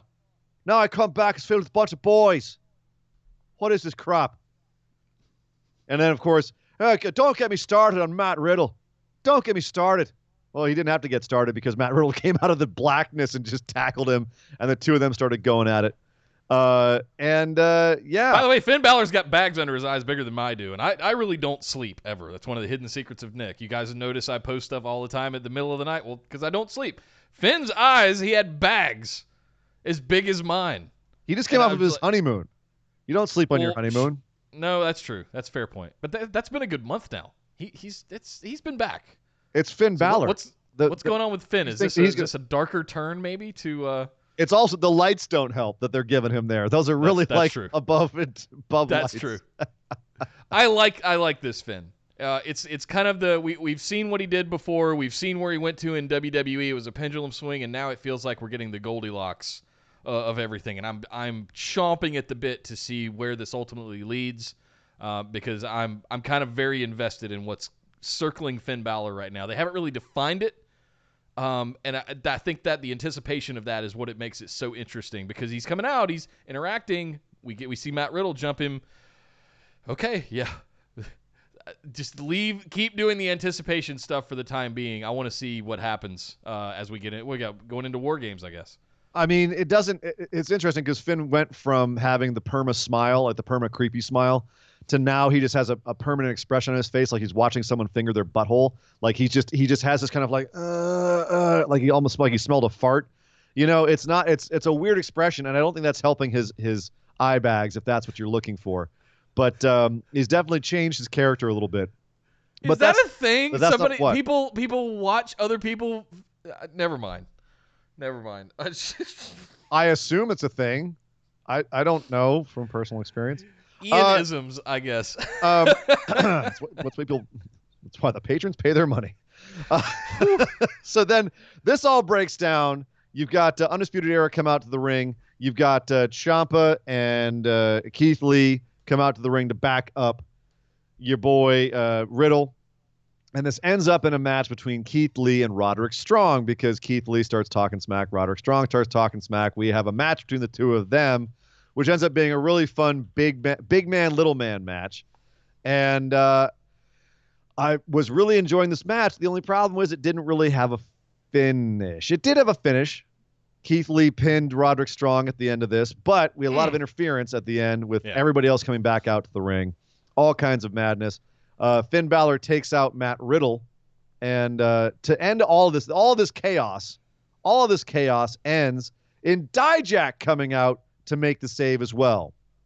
So now you've got 4 good guys. You've got Matt Riddle, Ciampa, Dijak, and Keith Lee, and you've got Undisputed Era on the other side, along with Finn Balor. The way it breaks down at the end, however, Dijak asks to join Team Ciampa. Ciampa gives him the handshake.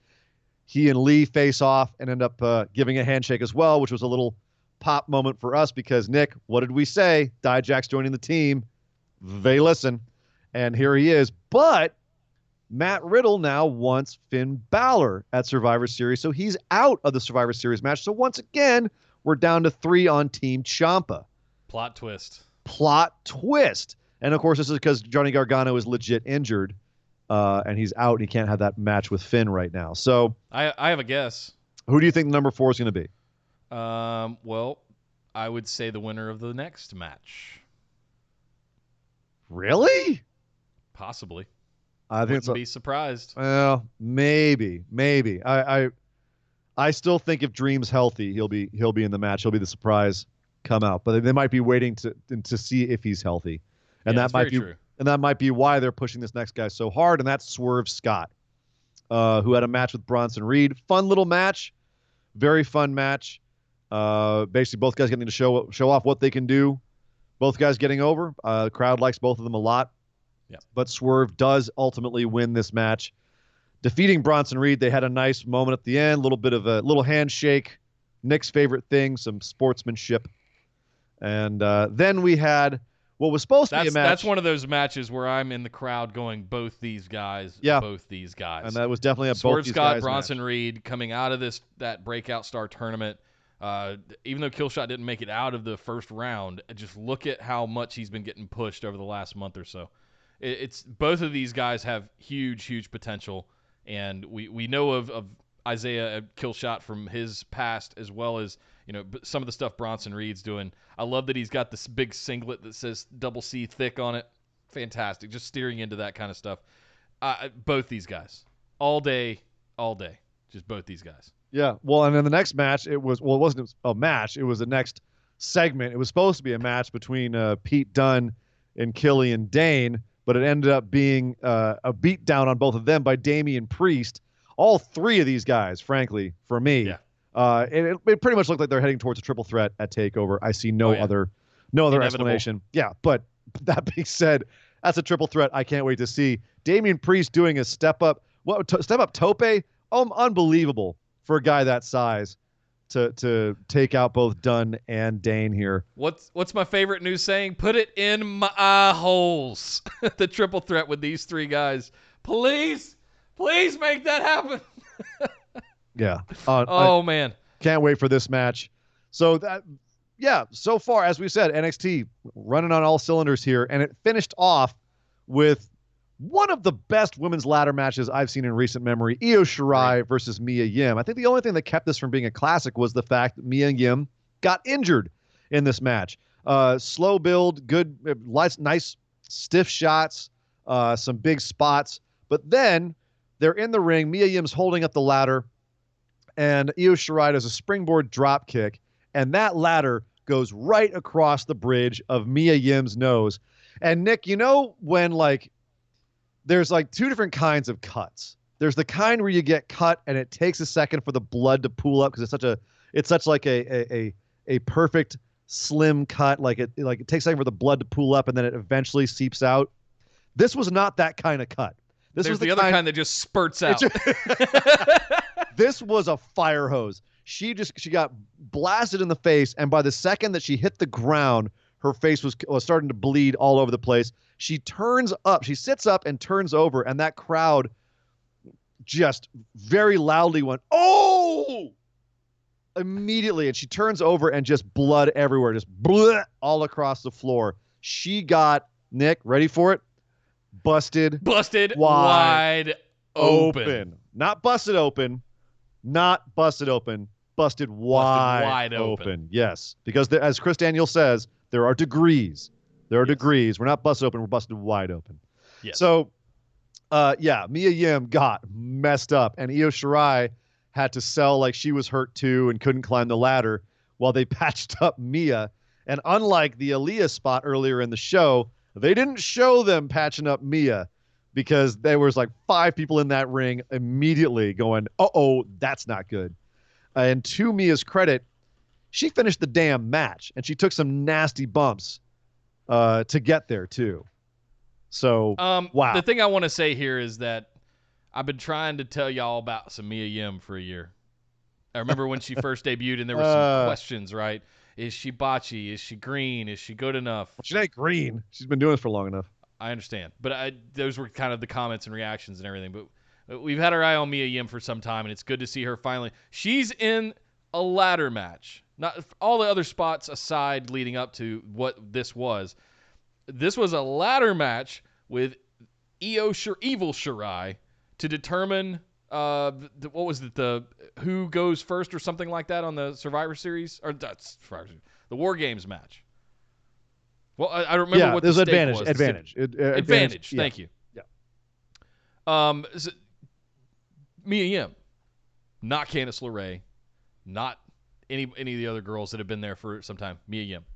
So and also I love this match between these two. She's being billed as kind of more of the bruiser. Like you have Rhea Ripley, who's a monster, but then you have Mia Yim, who's just tough as nails, and that's how they've been building her. And to her credit, overlooked Dakota Kai to go straight to Mia Yim after last week. But to Mia Yim's credit, like if you're going to get billed as someone who's tough as nails, you have to act tough as nails. And when she came out last week with the kendo stick, the way she wielded that kendo stick made her look like a beast.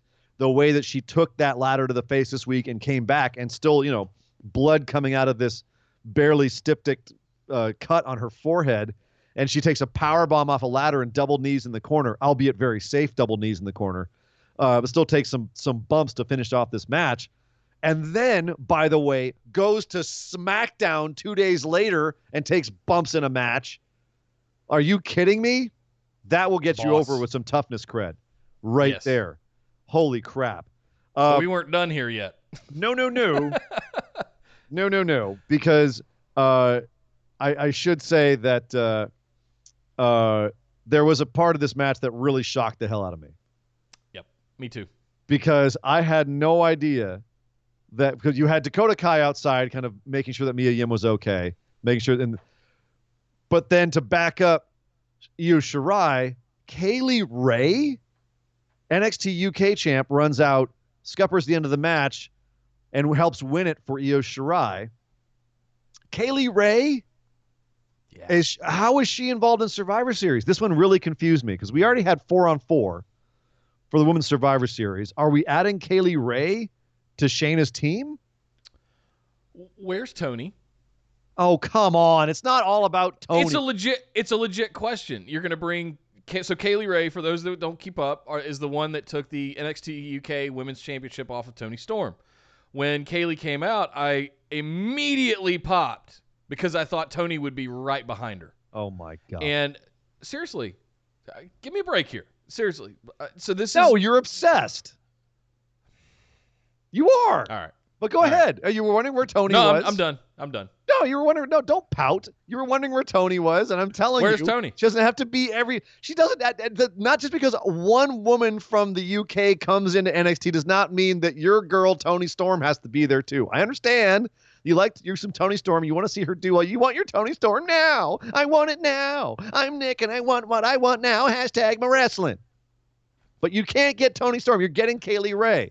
I'm just not going to watch TakeOver then. That's fine. Okay. All right. Well, you just go pout because you're not getting your Toni Storm, and at some point, maybe she'll show up on NXT TV for you. Or maybe you'll get lucky and Kaylee Ray is the harbinger of Toni Storm being on Team Rhea Ripley. Even though that would make no sense in kayfabe because last I checked, Ripley and Toni Storm weren't on the same page. But no, they're not. They're not friends. This could be an intro to Dakota Kai though, where Kai gets redemption because now it's 5-on-4, and they need to bring in Dakota Kai onto the face team, and she doesn't turn heel, but she helps the face team. I don't know. So, still some open-ended stuff in this, and I like this. I like this unpredictability. Like, cool, awesome. And also way to promote your NXT UK brand by bringing some of the champs over. Yep. So beautiful. Oh, but wait, we still weren't done with all of this. Oh no. Just when you thought the heels were standing tall, Shayna coming out to applaud Kaylee Ray and Io Shirai sitting on top of the ladder. Meanwhile, throughout the entire show, we had been shown clips of every woman being laid out. Like virtually every other woman that we didn't see in this final match. You had Rhea Ripley, Tegan Nox, you had Candice LeRae, Jessamine Duke, Marina Shafir. They were all laid out, scattered like bodies all over the campus. And they had no idea who was there, who was causing this kind of carnage. And at the end, as Shayna's sitting there clapping, who should come out but Bayley coming into Shayna's yard and takes out Shayna, gives her a I couldn't even tell you what that was, like a front DDT. Arm lock DDT. It's some weird arm lock, leg sweep DDT majigger thing. I don't even know. Yeah, I'm going to get called out in chat for not knowing this off the top of my head, but gave her a nasty looking move on top of Shayna's own title, and then was chased off by by Bianca Belair and Io Shirai and everyone else. Nick, we were saying last week, Bayley has to take this to NXT. She is an afterthought at this point in this Becky and Shayna feud. She needs to go to NXT and take out everyone. Well, we said specifically take out Shayna, but make her mark, basically, and look like a badass. Nick. They listen. They listened. Hashtag because they listen. They did. Bayley was here, and even though she and Shayna brawled off into the crowd on SmackDown, and I felt that kind of undermined this a little bit, and having NXT come back and take revenge and then lose on SmackDown undermined this a little bit. Right here in this moment, I said, thank God they made Bayley relevant. Yeah. Bayley took out all of NXT. And it was a little bit, the problem was on the show itself, they didn't make it clear that it was Bayley who took them all out. Rhea Ripley had to tweet out later that it was Bayley that did it. But still, Bayley took out Shayna in her own stomping grounds. I don't think that needed to be called out by Rhea. That's what I read into it. But a lot of people didn't. A lot of people didn't know if it was Dakota Kai or who it was. I thought it was fairly clear, but a lot of people were confused. Yeah, I mean, when she came out there and attacked Shayna and put her down, fantastic. That's what I totally associated all of those back of the brawl or behind the curtain beatdowns. The mystery attacker, of course, Bayley. And it's exactly like we said last week. She needed to come down to NXT and run roughshod. Now all of a sudden she's relevant, I hope, in the match next weekend. So that's what she needed to do, and she did it. Agreed. Congratulations. And congratulations, Bayley. We're so proud of you. Still got to work on your presentation a little bit because I don't quite buy her as a badass yet. I don't quite buy it. But this was definitely the right thing to have her do. And the right thing to do next week is to have a men's advantage ladder match, which we're having between Dijak and Adam Cole. Oh, NXT. Oh, NXT. Loving it. Just keep amping it up, guys. Yep. This is how you build towards a pay-per-view. Agreed. You introduce stakes. You have big matches. You give qualifiers for priority and advantages and all kinds of stuff like that. Thank you. Thank you for doing this properly, William Regal and Triple H. Amen. Please go teach the main roster how to do this. Oh, shots fired. So, Nick, that wraps up NXT. We have a little bit more to talk about. However, this week, let's go talk about New Japan. So not much going over on in New Japan other than we have the World Tag League starting on November 16th, which is today. Yes. Last night, technically. Oh, I guess technically it'd be this morning here on the East Coast or whatever that is. Right. So, yeah, it happened earlier today, but we have some match lineups for you, Ian, if you wouldn't mind breaking those down for us. Break it down. No problem. No, it's so the tag league is kind of the last hurdle before Wrestle Kingdom, and it does set up the last few storylines going into the big show. So it is worth a watch if you have the time, as there are some storyline points that get laid out and while everyone gets a chance to rest a little bit in these tag matches, relatively speaking. Some very interesting tag teams, too, I might add, Nick. I'm going to run down spoilers, by the way. I'm going to include match results for last night, so if you haven't heard it, then maybe skip this part. But at the same time, it's also, it's a tournament.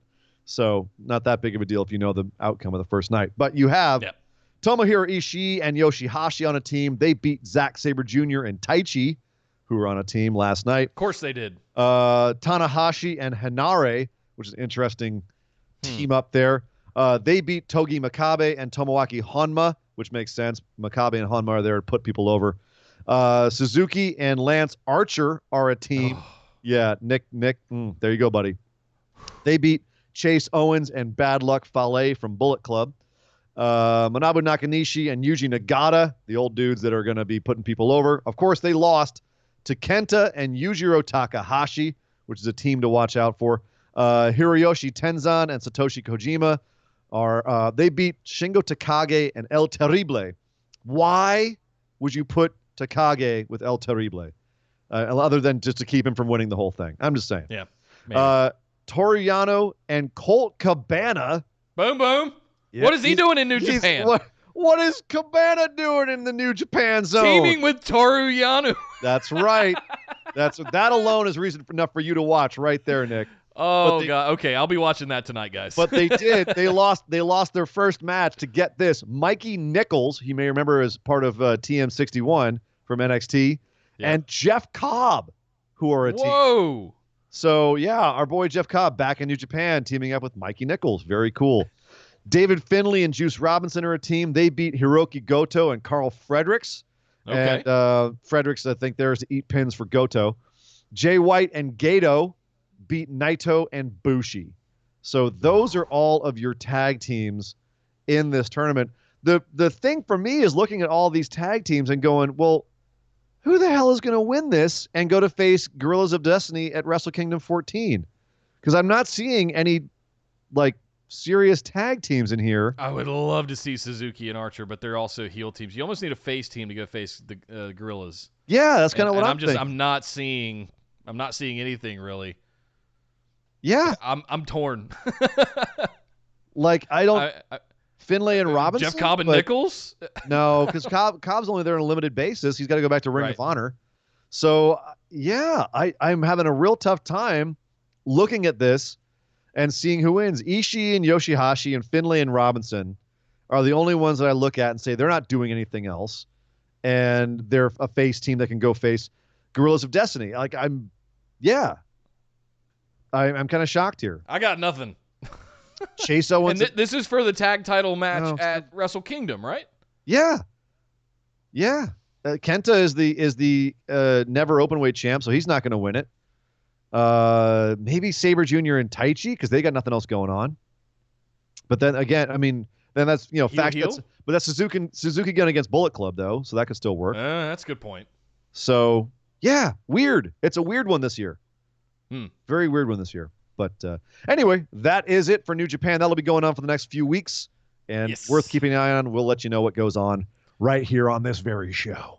Awesome. Well, guys, that's our show today. Oh, whoa, we're not done yet. We've got just enough time for our other news lightning round. Beep, beep, beep, beep, beep, beep, beep. Oh, yes, time for ratings time. AEW numbers were up this week. NXT was down from last week. NXT dropped about 63,000 viewers to 750,000 this week. Ouch.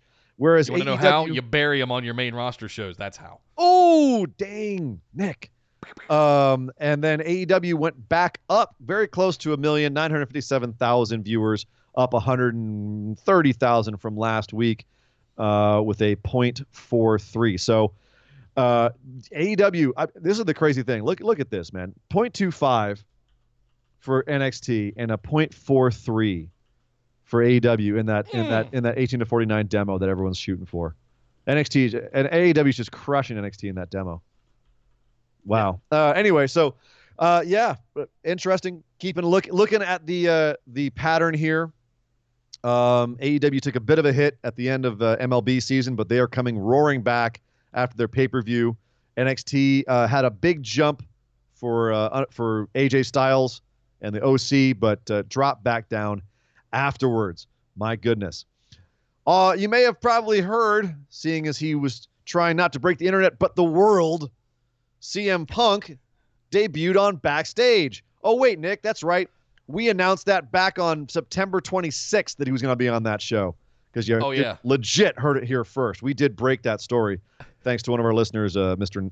Well, we can't actually give away our sources. But at any rate, yes, we broke that story a long time ago, Nick. The one feather we've ever had in our cap as far as those things go. We've had a few. We've had a couple. That was a real genuine scoop, though. Yeah. But at any rate, enough patting ourselves on the back. Yes, CM Punk did finally debut on Backstage. It is official. He will be one of the hosts on that show. The interesting aspect there is that it's a Fox show about WWE. WWE's got nothing to do with that.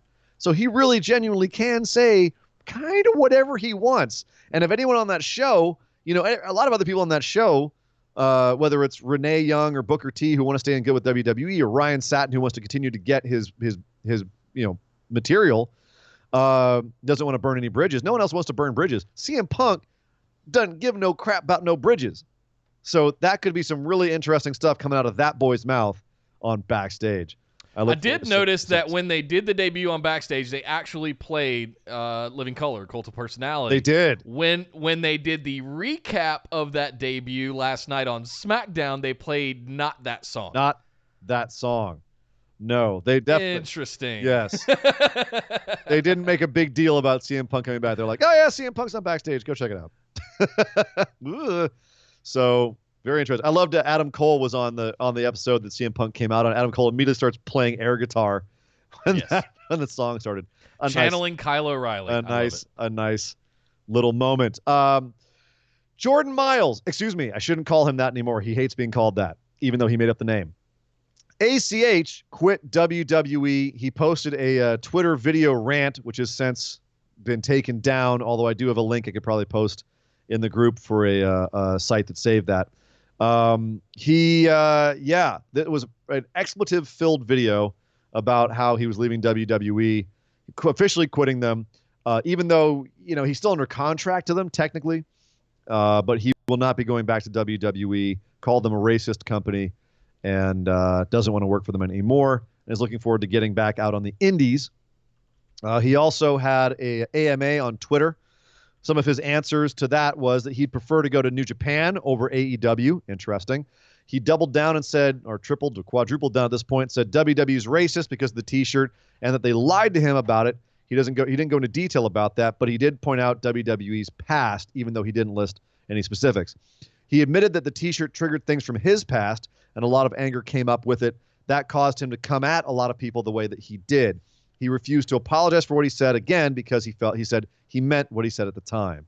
He admitted that a lot of his stuff on Twitter was fueled off of emotion, but he wouldn't take it back because if I meant it, I said it, quote unquote. He said he cannot answer what WWE is going to do about his contract. He said legally he's not clear to move on, but mentally he's out. He said who knows when asked when WWE would actually release him, and he didn't know if it could actually be worked out. He said he got goosebumps from Kofi winning the WWE title and was in the crowd at the time at that WrestleMania, and he said it was one of the favorite moments he's ever watched live. So here's the sad part, though, Nick. He did admit that he suffers anxiety and depression and can have bad mood swings. Quote, that doesn't mean that when I speak out, it doesn't have anything behind it, end quote. He also said that there's a huge story behind the Jay Lethal comment, but he won't disclose it and, quote, throw more salt on his name than I already have. So, obviously a really difficult thing to discuss still, Nick, but all I can, from just what I'm seeing here and what I'm hearing here, I just hope this guy has some people on his side, on his team that can sit him down and talk to him and counsel him, because he seems like he's a bit mentally unstable, and really needs to have somebody or a number of people screw his head on straight. I'm going to stand by what I've said previously. There are ways to handle yourself. Tact, I think, was the word that I used and preached. You were in NXT with one of the stalwarts of mental health awareness in Mauro Ranallo. And I can't imagine that there was not someone there that you could have talked to, approached, and preached your differences to behind the scenes.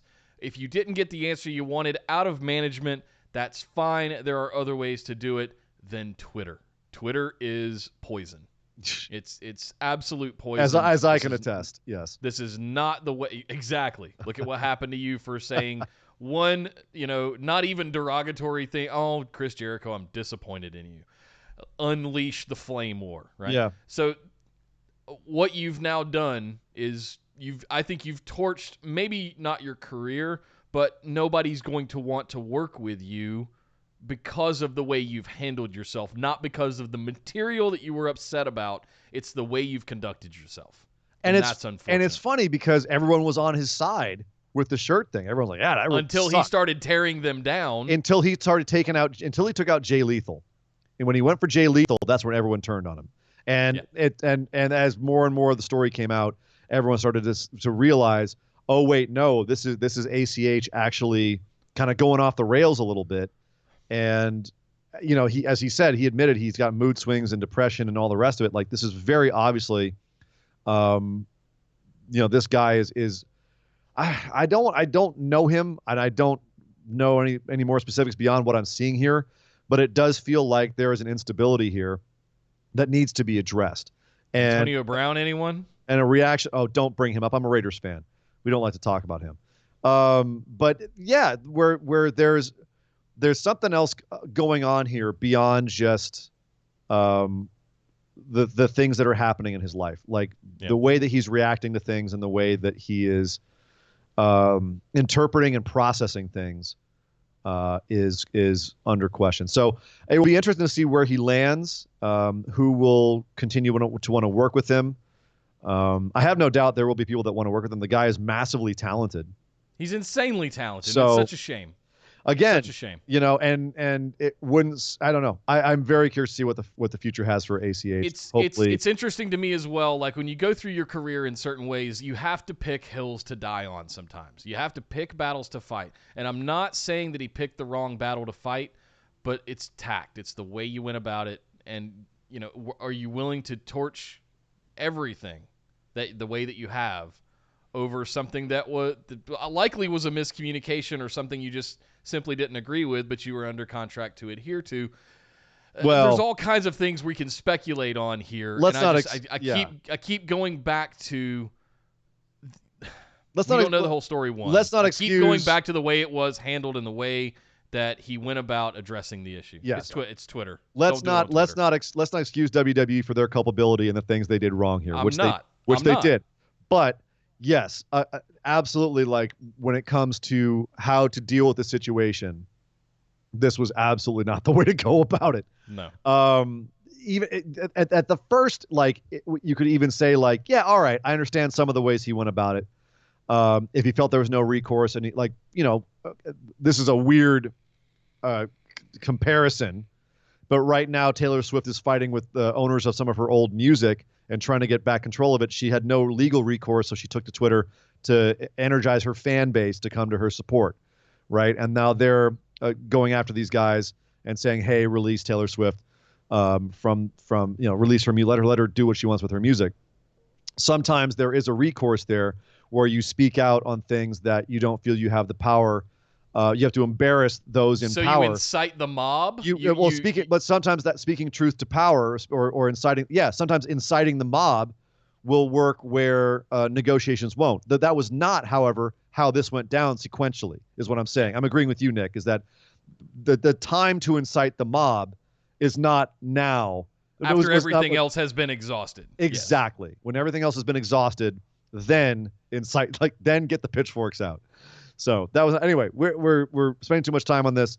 Bottom line, ACH says he's done with WWE officially and is looking forward to his career. How did he quit?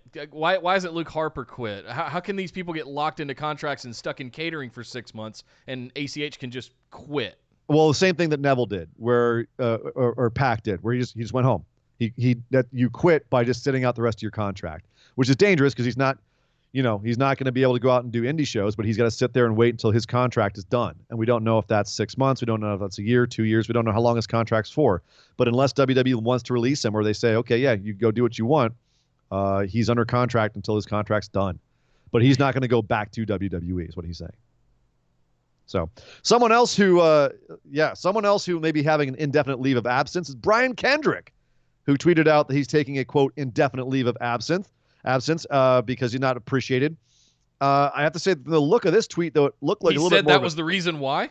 Yeah, it looked like a little bit more of a work because he hashtagged a bunch of things like the cruiserweight division. But so that made me feel like it was a little worky. We may see him end up down in NXT doing some more kind of nice heel work. That's my hope, at least, because I'd hate to lose Brian Kendrick, unless, of course, he went to AEW, in which case you heard it here first. But that would be awesome. But yeah, so keep an eye on Brian Kendrick. Not sure what's happening with him. Also not sure what's happening with Oney Lorcan. Oney Lorcan took down all his old tweets, renamed himself to his indie name, Biff Busick, and is now no longer tweeting in all caps. Even some of them are all caps, but some of them are not. So not sure what's happening with Oney Lorcan. If he's out of WWE or what's going on, or changing gimmicks or something. I don't know, Oney, don't get me worried, bro. Yeah. Also, in other news, NXT UK Blackpool has been announced. It will take place January 12th. So we have something else to look forward to over in NXT UK if you're a fan of that brand. Some interesting news coming out of Tables, Ladders, and Chairs, which, of course, is the December pay-per-view this year. Already, we're having some matches advertised for that pay-per-view. Brace yourself, Nick, because apparently we're getting another month of Corbin versus Reigns. Because they're announcing that there will be a Roman Reigns versus King Corbin in a Tables, Ladders, and Chairs match. Ooh. With the mascot ringside. Guaranteed. Ooh. I've got the tingles. Probably means I have to poop. WWE Women's Tag Team Champions Asuka and Kairi Sane will be defending against Raw Women's Champion Becky Lynch and Charlotte Flair in a Tables, Ladders, and Chairs match, because why not? Why not ruin... I mean, I'll watch the shit out of that, but... I hate it. And finally, speaking of things I hate, Rusev versus Bobby Lashley with Lana, also being advertised for TLC. So TLC, already looking like a really garbage pay-per-view. Just going to throw that out there right now. You can't get here soon enough. Oh, tell me about it. Jinder Mahal. This is turning into a really depressing news segment. Jinder Mahal is looking forward to healing from his knee surgery. You may remember he ruptured his patellar tendon back in June. He's looking forward to getting back to winning championships. His words, not mine, as he was interviewed in UK's Metro newspaper. And then a couple last things. Jacob Fatu just signed a multiple-year deal with MLW. We don't know how many years. They said multiple. But he is their current champ and one of their biggest stars. He is also MLW making moves. Yeah, nephew of Rikishi and cousin of the Usos. So Fatu comes from a very, very big family. He will be in WWE eventually. Mark my words. But right now he's making his name on the indies, and he's getting over big, and he's awesome. He actually is genuinely really freaking good. But if you're a fan, don't get in his face during a match. He will kill you. I've seen it happen. And then finally, Daniel Tosh. Not a guy that we brought up on the show ever, but now it's time to, because he's been having an ongoing war with Arn Anderson. Just Arn Anderson didn't know about it until recently. Tosh has been making fun of Anderson on his show for years now, and only recently did Arn Anderson find out about this and Conrad. and cut a promo back on Daniel Tosh. And sure enough, now it's underway. Tosh versus Anderson is a go. Daniel Tosh throwing some shade back on Arn Anderson. All of this stuff is up on our Facebook discussion group. If you haven't seen the YouTube video of Daniel Tosh doing a podcast throwing stingers back at Arn Anderson, it's brilliant. And even get Hacksaw Jim Duggan in there to throw some shade at Anderson too. It's good. And I have to admit, I was talking shit about Daniel Tosh when this first came out. Daniel Tosh, he's all right. This is good stuff. It's a lot of fun. This is really good. Yeah. Yeah. So the props to him for making some funny material. And that is the news, Nick. Oh, well, thank you very much, Sir Ian Dangerous. And thank you guys for hanging out with us for this episode of Busted Wide Open. Make sure you hit that subscribe button right there if you're watching on YouTube, as well as the little notification bell. If you're listening not on YouTube, not watching us, you're missing out on some fun stuff as we record these live. Head over to youtube.com/bustedwideopen. Subscribe to our channel. We're on the race to 1,000 subscribers. We want to get there by the end of the year because we might have a surprise for you if we do. You can also come over to Facebook, search for Busted Wide Open, give us a like on our page, as well as send us a join request to get into the BWO discussion group. Yes. It's the hub of our operation where we post all kinds of fun stuff like the videos that Sir Ian Dangerous was just referring to on Tosh versus Arn, which could culminate in a match in some way at some point. Don't be surprised if you see Daniel Tosh and AEW sometime in the near future. Would not be surprised. At the end of the day, though, that is... that's where we hang out in Facebook in that group. You'll also find a link to our Discord server where you can get in on that awesome real-time community for all of the shows, live chat channels for all of the shows and other newsy type things, as well as non-wrestling type of chats like TV, movies, all kinds of good stuff over there. Make sure you join us in Discord. We're going to have live chats for all the pay-per-views, including Survivor Series and Tag League and all kinds of stuff that's going on. Make sure you're in our Discord. You can also find us on Twitter and Instagram at BWO Podcast. And last but certainly not least, our patrons. Thank you guys very much for all you do for this show, helping spread the good word, giving us your hard-earned dollars every single month to make sure that we can continue to give you the best of the best show multiple times a week, every time we can. And recently, in the last 6 weeks or so, we have taken our what used to be our listener questions segment and broken that out into its own patron mailbag series that we do in addition, just to be able to give it more time for some of those listener questions where we don't feel so rushed. Thank you guys for all of that. Again, you'll find that on the YouTube channel as well as wherever you find your podcasts. Make sure you're subscribed to the Busted Wide Open podcast. But my name is Nick Howell. You can find me on Twitter at Data Center Dude. And I am Sir Ian Dangerous. You can find me on Twitter at Sir Ian Dangerous. But by God! Somebody stop the damn match! This show is part of the Orbital Jigsaw Network.